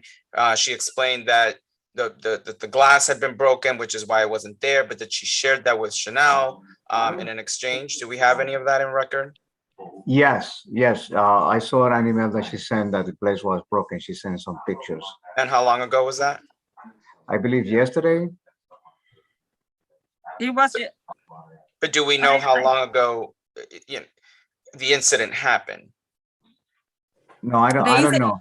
I saw the email, but to be honest, I was expecting Chanel to be here today to handle that. Very busy taking care of the business. I saw it, but I don't have the details mentioned there. If you want, I can take a look now and read it to you. Give me one chance. Okay, I would appreciate that. Robin, go ahead. Yes, I have a question for Ruth. Ruth, Yes. you were saying, well, Jasmine was saying that there was a lot of shooting when you was the owner before, like 2 or 3 years, 5 years ago, and is it still the same establishment that you're gonna do the? Hold on, let me talk. Yes. That you're gonna be the operating, and listen to all the conversations and all the people saying a lot of bad things about this area is quite a little tricky for me, in my opinion, voting in favor of this establishment. I want to respond to you in the way that it needs to be responded. If you see the records, basically, not in what they say, because that's a false narrative. I'm gonna be providing to your office, to the committee and to community board in general, a letter from the inspector that was in charge, the CO from the 34th prison, the CO NYPD 34th prison, who was there when I was working in there. And you will see basically that there was no issue. That is a false narrative that they've been trying to say in order to target my name and harm my business. Yes, but we had to defend the community. We work for the community. We're here for the community. I understand that. I And was we part had of to community listen. work for 7 Hold on, years. Rude, Yes. hold on. Yes. I didn't interrupt you. When we're here for the community, we're here to for the safety of the community. Okay, because we've been listening to the community talking about you, we're talking about the establishment. So we need to find out what's going on because they say And something that's what I'm trying to and we say listen to to you. them. Right. That's what I'm trying to say to you. Don't hear what I say or don't hear what they say. Let's see what NYPD had to say regarding my application and my work on the past. This is the best way to address the situation because they are the one that have anything on record regarding that location. And I would like to have this on the stipulation that I'm going to be sending this letter so we can clear out that false narrative against me. Angel, not going back and forth, but I just the last thing I want to say. The police office don't live around there. People who live around there they know what's going on, everything. But that's what I'm trying to say. The inspector doesn't live there. He's the person. He was the person in charge of that area, of this area. He was the person in charge from the 34th prison. He was the commander officer from the 34th prison. And he can tell you the history of my location. Because if there was any shooting or any stabbing, as they claim that it was, he was the person that was writing those tickets. And he was the person in charge of those safety. And you will see that there is nothing as they claim. That's a false narrative and NYPD will clarify the situation. Okay, so let's move on over to Isidro, who's the next. Robin, were you done there? Yes, I'm done. Thanks a lot, Angel. Okay, you got it. Isidro? Yeah, this is a very controversial license for a lot of different reasons. The signage that is required by the community board, that picture was taken on October 8th at 5:27 p.m. It was sent over to the community board. The community didn't get a fair chance to know that this license was coming over. The fact that Ruth said that she has letter of support from the Dyckman houses, we have not received that. The fact that she says that she has support from the former CEO from 34, we have not received that. Saying that she has support from other stakeholders, those letter supports that have not been received by the community board. So the fact that we are questioning that the signage was not posted, that indeed sends some warnings. As far as her character, I would have to agree with a lot of that has been said, because Ruth herself threatened my business and my job, threatening me that she was going to sue me. because I didn't have jurisdiction in dealing with some of her businesses. So to threaten one of her fellow board member just to do his job or her job is completely unfair. I always treated every single business fairly, and because I was doing my job as chair, Ruth threatened to sue the business that I work for. That's not how we're going to conduct business here. I understand that she has a lot to offer to the community, but the truth character of Ruth Morales has been exposed, and I'm very concerned of how we're going to support this license. I can answer this. All right, If we can keep it brief though, so that we're not, yes. just So not the repeat the same the thing. letter of support that Isidro said that he didn't get it, it was sent on Friday. I spoke with Charlene and the office, and they said that yes, it's on time. I asked them to submit this letter of support to my application. That was on Friday. I have this right here in front of me, and I confirmed that they received it and they was added. Isidro, you and me, we go back and forth in a lot of other issues, because one of my biggest concerns from the community is how license is being treated differently. I always have complained about the street money taking over the good money, the real business owner. And if we go and see the license that you approved, we go back 1111, 10 years of shooting, stabbing, and killing, and you approve the license, Isidro. On the people from the 3805, there was 5 people arrested in March that was selling alcohol inside the location. Those are the same people, Isidro, that you approve 100%. William Segura, you approved him after that he was basically also doing after hours with no license, hobby party all over the city, and you approve the liquor license. If we go by the records, Isidro, and this is the problem that we've been having, you have 1111. 10 years, that location is track record by track record. How many people been shooted over there, including assaulted from NYPD, assaulted. If we go to Tobacco Ron, you approve the license, same person, COVID-19 party. I can send tomorrow to the license committee, the license, all the 5 arrests that they did inside the location, 5 usually. 5 arrests, Isidro. You approve those licenses. So basically, when Ruth, I think your time is up at this point. Isidro? Thank you.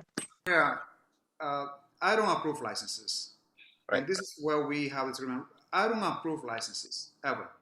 We have a committee that has its own independent voice. So for her to say that I approve license, it is a direct attack on my personality and on my character. And that doesn't sit well, because it is a committee, it is a community board. So for you to say that I approve, Chair, is completely no. And I just do want to say that there's a second layer to any application that goes through here. Any application that is recommended at the committee level eventually gets to the community board level, right? And so the community board is actually the entity that has the final say on any given application.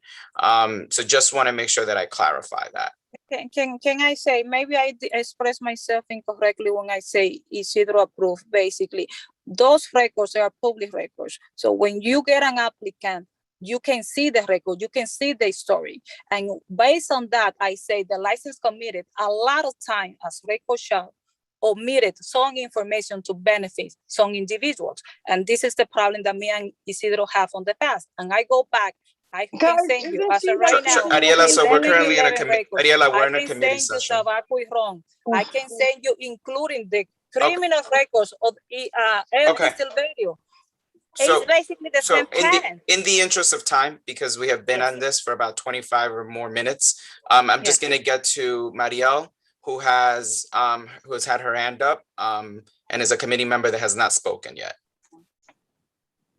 You, Angel. I would agree with Isidro and kind of some of the other comments that this is quite a tricky application. I guess just a point of clarity. I did see the letters of support in the documents that we received from the office. So I did see those attached to the application. So they are there. But what I would say to Ruth and, the fellow committee members, it is alarming, some of the concerns that are being raised by members of the community. And I encourage everyone to really think through that as you make a decision on this application. Thanks. I want to say this, and I appreciate your comments on that. And I will go back and I say to you, if you see basically my security clearance, federal security clearance, you will see that pretty much everything that this individual that don't live in the neighborhood is just a false narrative in order to hurt my application. That's the only thing that I can say. Naomi, you're out of order because you're not on my a committee member. security clearance on that. I can send you referrals from every people from the federal government that have worked with me, and you're gonna see this is basically the same people. This is somebody that just trying to hurt my reputation and my business. Yeah, I'd like to call the question. Yes, let's call the question here. We're not going to go to a second round. I need a second on the calling. Isidro called the question. I need a second for that. Second. Okay. Isidro, let's go to a vote. Angel, how do you vote? Abstain. Isidro votes no. Robin, how do you vote? No. Cindy. Abstain for Cindy. Maria. No. Mary. I abstain as well. And Leo? I'm going to abstain. Chair, you call the question. 4 abstention, 3 noes, none in favor. The application does not pass. Okay. Thank you. Thank you. Question, Cafe WH Incorporated, 4146 Broadway. You have the floor. Chair. Do we have a representative? Okay. Yes. Great. Yeah. So just to make clear for members of the committee, there was no public notice that was posted at this establishment. A questionnaire was submitted and a menu and floor plan was submitted. As the representative, state your name for the record along with your association, and please address the reason why a public notice was not posted on your establishment as you present your application. Yes. Yeah. My name is James Wang, W-A-N-G. So you said the notice not posted. That's not true. I can call my client. He's on the phone. You can see he did deposit. I do ask his twice. So I said you must be posted because I do talk to the manager. The manager told me they have the post. I gave it to him. He said he did deposit it, but I don't know why you didn't see it. So yeah, this one I did ask my client, and this one was just okay for the this just for the restaurant. He owned the restaurant in 3470 Broadway. He lists the second restaurant for him, and also he will open the Asian restaurant. Most parts like the Japanese. The business hour will 11 to 12 o'clock, 7 days a week. Yeah, I'm here waiting to answer any question. Okay. Can you tell us a little bit about your method of operation? So in terms of they will be the restaurant, background music only. So it's not dancing. They are not looking for the sidewalk cafe, not for outside dining. And will be so I just said it will be 11 to 12, 7 days a week. The kitchen will open the same hours. Will be the restaurant. It's around like the 40 seat. For this location, they already have the license 24 years. And yeah, of course, my client signed the new lease. It's not for transfer. Isidro? Chair, in the interest of time, since we've been consistent with the public sign and this is a case that was not posted, perhaps will you consider for the applicant to withdraw or come back next month, or how you want to see it, but public sign was not posted. Yeah, so we don't have any proof of a public sign posted is the issue here. Would you take into consideration withdrawing your application and coming next month? Because otherwise you do run the danger of having a negative result tonight.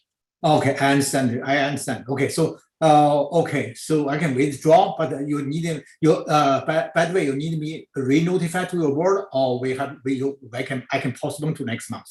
Yeah, you can just move it on. You can reapply for next month. What I do recommend is the second you put on your public notice sign, take a picture of it and send it over to the committee. That might be the easiest way, and that way we have a timestamp of exactly. Yeah, I understand you. Definitely, you are right. But my client told me it's okay. What area is over? Okay, so I'm withdraw the application.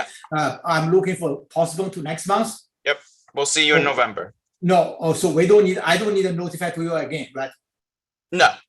Yes, Okay. you do, Isidro. Yes, they do. Okay. You have to notify the community board. They'll give you the new dates so you can be aware of the next licensing committee meeting. So Okay. reach out to the staff of the CB12. Yes. Okay. So definitely. Thank you. Bye bye. Thank you. So next application. Isidro, can you call? You're on mute. Next application is Chipotle Mexican Grill of Colorado at 4240 Broadway, corner of 180th Street. Do we have a representative present? Okay. For the committee to know, there was a public notice that was posted. The questionnaire was submitted on time, along with a menu and a floor plan. So all of that was submitted on time. Can the representative state their name, their association to the establishment, and then present their application? Sure. So my name is Mia Wolf. I am with the law firm of Schenker, Rusman Clark. From the Chipotle, we have Patrick Vasquez, who's in that role of operator. So the application here, this should be a good, easy one. None of the problems that we've heard about tonight. So we are talking about 4240 Broadway. It's a Chipotle. What we're applying for is a beer, wine, and cider license. The hours are particularly favorable here. So we have 10:45 in the morning to 10 p.m. every evening. There's no evening that it goes beyond that. There's no outdoor component to the license, and they only have recorded music, which is inside the restaurant. Are there any questions that you all have about the license? So we'll get to the question, Mia, after we hear from the police precinct. So this is in the purview of the 34th. Do we have any concerns with that location? Officer Aaron from the 34th, nothing to report. Thank you. Thank you. Do we have any members of the committee, of the public? Ebenezer, can you please promote Ray, man?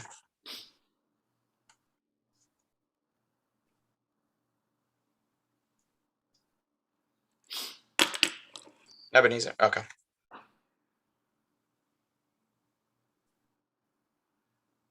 Ray? Yeah, so the audio has to be unmuted when you promote us. Rather, all right. So whatever it is, so Chipotle has so it's a fast food. It's mostly teenagers. Why do they need to sell beer? And what's the hours to first start selling beer? I think it's at 11 a.m. Sure. Yeah, did you want to answer the questions? Sure. So we have the hours that I've talked about before. Patrick, do you want to address? Yeah, absolutely. There, which is hi there, everyone. My name is Patrick Vasquez. I am the district manager for this Chipotle, and to address, I believe his name is Ray, concern. All the Chipotles in New York City currently as well operate with this same methodology behind the liquor, this beer and wine license. Teenagers are not our only guests. We serve families, we serve grown adults. And again, our hours of operation are 10:45 a.m. to 10 p.m. We close very early. And there are no days of the weeks that is different, that is consistent across the 7 days of the week. I mean, Mike, 10:45 is early for, I think there's state liquor laws on that. I'll put that aside. You said that all of the Chipotles do that. This is Washington Heights. So yes, obviously you'll be checking IDs and so on and so forth. Correct. I just didn't know why a fast food restaurant needs that on, Madam Yes, Maria, how are we on time? Just so before we keep going. We have like 14 seconds. Okay, if you can wrap it up. Okay, so you have anything else to say about that, Patrick? Yes, yes. We also have 3 other locations here in this neighborhood that I supervise each of them, and we are able to sell in those locations as well. And to answer your question as to why we want to serve alcohol is because our guests, we are fine dining, fine casual, not just quick service, but we have guests who eat dinner here every single night, who eat their lunch here, come out after break or celebrate at our restaurant. And this is the type of guest that we want to accommodate as well. Thank you. That concludes the public. Thank you, Ray. We can go over to committee members. Isidro, I see your hand up, and then Maria. Thank you, Chair. So this is not a trouble area within Washington Heights. This area practically dies down by 8 o'clock at night. So providing this license to Chipotle would not be a problem because that area itself needs a revival. Because right after 8 p.m., everything falls down. They posted a public sign. They are part of the bid. They keep the place really clean inside and outside. I'm in full support of this license. Thank you. Maria? Thanks, Angel. No, I just wanted to appreciate Mia's bit of kind of thoughtfulness in your opening comments in regards to the application. Much appreciated for understanding the work we do. But just wanted to make a comment in regards to, I think, a comment that one of the community members said. I sometimes go to Chipotle, and there have been times where I'm like, I want a little bit more than just the soda. So I have ordered, like a little beer or something, and I have been asked for ID. It hasn't been obviously in some of those particular locations, but what I'm saying is that, from my experience, Chipotle employees do card, which, is very much appreciated and needed. Thanks. Thank you. Mia, from my perspective, I think the hours are appropriate. I've visited Chipotle. This seems to be your standardized practice across the city, is what I noticed. I don't know if there's any association to the one on 157th and Broadway. I live by there. I very much appreciate that we have a Chipotle there. So thank you for that. Those are my comments. Isidro, barring any other objections or any comments, I think we can go to a vote. Okay. Angel? Yes.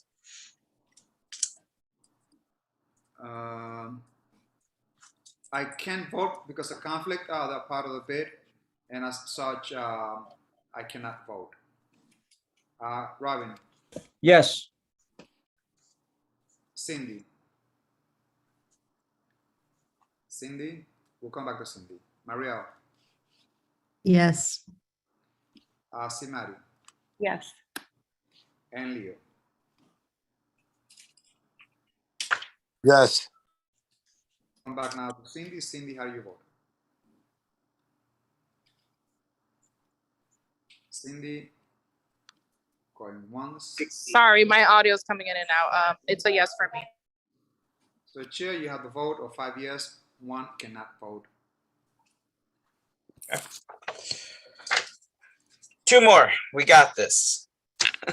Thank you, Mia. Congratulations. So and thank you, Patrick, for being here as well. Thank you. The next one online, Chair, is Seafood Kingfish Market Incorporated at 3905 Broadway at the corner of 163rd Street. You have the floor, Chair. Okay. So do we have a representative? Yes, we do. For the committee to know, we did receive, there was a public notice that was posted.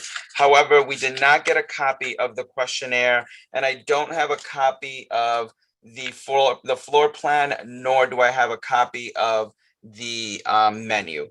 So, before, in the interest of time, I just want to, inform the applicant. At this moment, we don't have a full application from you. We still need a questionnaire. You need to submit a menu. You need to submit a floor plan. That is part of the bigger application when we're granting any new license. So I would recommend that you withdraw your application at this time and resubmit for next month. You're on mute, sir. You're on mute. You have to unmute. Sorry. I say, no, my accountant, he did submit everything to you guys. The packet that we received by Friday at 5 p.m. that's printed out, I don't have any of those things that I indicated, any of those documents. Wow. So I'm gonna ask them what's going on. So what can I do now? So I'm recommending you request to withdraw your application and resubmit for next month so that you don't end up having a negative, resolution on your record.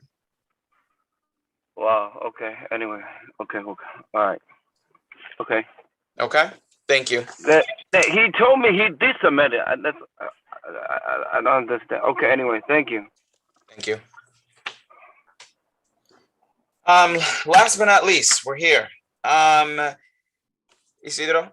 On that note, Chair, we have AAE Enterprises, DBA, and Panama. Okay. Do we have a representative? Yes, good evening, committee. Miguel Acosta, representing AAE. Miguel, just real quick so I can inform the committee. We do have a public notice that was posted for this establishment. The questionnaire did arrive on time, and we did have a menu and floor plan that also arrived on time. And to keep in mind that this is a new license for beer specifically. Yes, that's correct. Thank you. Miguel, sorry.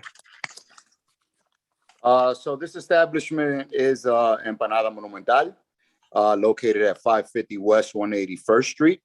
Currently being operated by a sole member of an LLC, Eliasal Bueno. This establishment has been operating for a few years already, looking and seeking for an eating place beer. Gives them the opportunity to increase revenue at this location. I've submitted a floor plan and a menu. As I said, it's an eating place beer. State Liquor Authority gives these applicants the opportunity to be able to sell food and beer to go. In the event any patrons are seeking to purchase any beers while they're purchasing their food, it's not prohibited by the State Liquor Authority. In addition, it also gives patrons that come in to purchase food, enjoy a cold beverage while they're eating. Can you just share, for the record, share with everyone the method of operations and hours of operation? This establishment is a fast food establishment, serves empanadas and other fusion Dominican food. The hours of operations are Monday through Sunday from 8 a.m. to 9 p.m. There's no music or entertainment. Well, we have an iPod that's going to be operating during all hours of operation. iPod comes with a limiter. You can't increase the volume. There's no soundproof because it's not needed at this point. No third-party promotions or licensed security guards, not required. Operates 6 security camera surveillance just in case of any emergency. There's no outdoor dining, no patio or garden. Thank you, Miguel, for that thorough description. From the 34th precinct, can we get your opinion on the establishment? They seem to be having issues connecting to audio, is what I'm seeing. Well, we'll come back to the 34th while they connect to audio so that we can keep things moving speedily. We have one member of the community interested in providing commentary. Can we get the clock going? And Ray, you have 2 minutes. Sure. Ray? Yeah, okay. No, I just want to say I'm very familiar with this establishment. And I think the operator there is outstanding. And I wish him all the luck and congratulations, and hopefully the board approves his liquor license. Thank or you. rather, a beer license. Thank you for your participation. Thank you. We've got the 34th back up. Miguel, did you want to say anything back to Ray? Sorry about that. No, thank you. Just appreciate it. Let the operator know if he's not present at the moment. Thank you. The opinion of the 34th? This is Officer Aim. Sorry, I lost connection. We have nothing to report for this location. Thank you. So Thank you. nothing to report there. We can go into committee session. Isidro, your hand is up. Thank you, Andrew. So, Miguel, can Yes. you please shed some lights to the rest of the committee members as far as the requirements for a public restroom, as this establishment is very small and doesn't have one? Can you please shed some lights into the requirements to serve alcohol? As you can see, you have in hand a proposed floor plan for the establishment.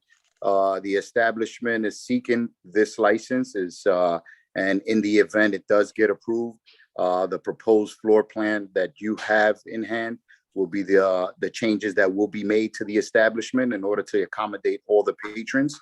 The Liquor Authority requires for all on-premise licensees to provide a public restroom to all patrons. So therefore, the applicant is seeking for this license and is willing and has currently retained the services of an architect and contractors in order for him to make those adjustments.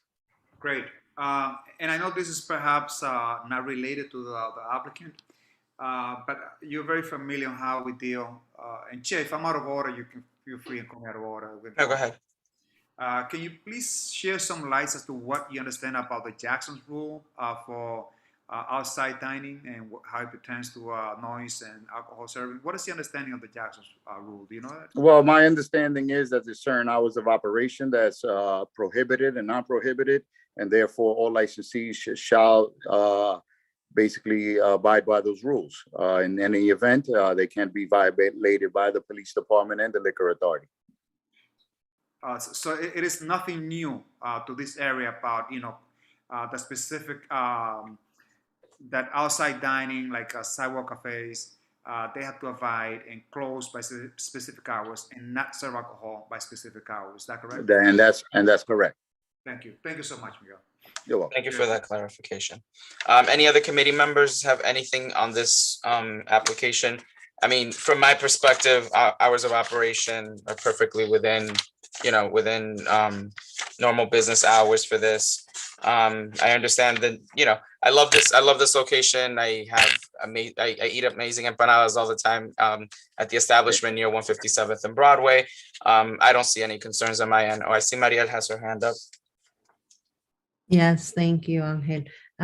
Yeah, I just, sorry if I missed it, but did you say that there was a public notice posted? Yes, there was a public notice posted for this. Great, that's always good news. Okay, thank you. Okay.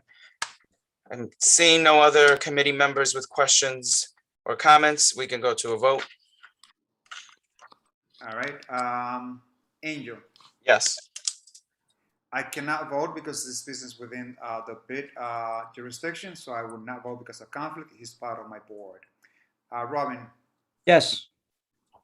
Cindy. We'll come back to Cindy. Mariel. I guess we'll come back to Mariel. Simari. Yes, sorry. Thank you. Leo. Yes. So now we're going to come back to Cindy. Cindy, how do you vote? Cindy. Come back to She's Cindy. having issues with- Mariel, how do you vote? Yes. It's either that was Mariel who voted yes originally. Yeah. Simari was the one that we're missing. I voted yes. Yes, as well. Okay, thank you so much for your clarification. Hi, guys. Cindy here. My vote is yes. There you go. Cheers. So Thank by you. vote of 5 to 0 to 0, one person cannot vote. I guess you call the question. Thank you very much, guys. Your application's good. Thank you. Thank you. You have a great night. I know it's been a long one. It has. Good night. Have a good one. Angel, you are owed one round of applause. You did an outstanding job. Thank you so much for taking over. You're still the chair, so you can call the meeting whenever you want. No, we're calling the meeting right now. I'm still in the financial district in my office, by the way, so I have to get all the way to Washington Heights now. Oh Lord, great job, Angel. Very, very grateful for your job. Thank you. Great job, Angel. Thank you. Andy, good job. Thanks, guys. All right, so meeting adjourned at 10:15 p.m. Safe travel. Second. Second. Good night. Have a good night, everyone. Good night. Have a good night, guys. Bye. Good night, guys.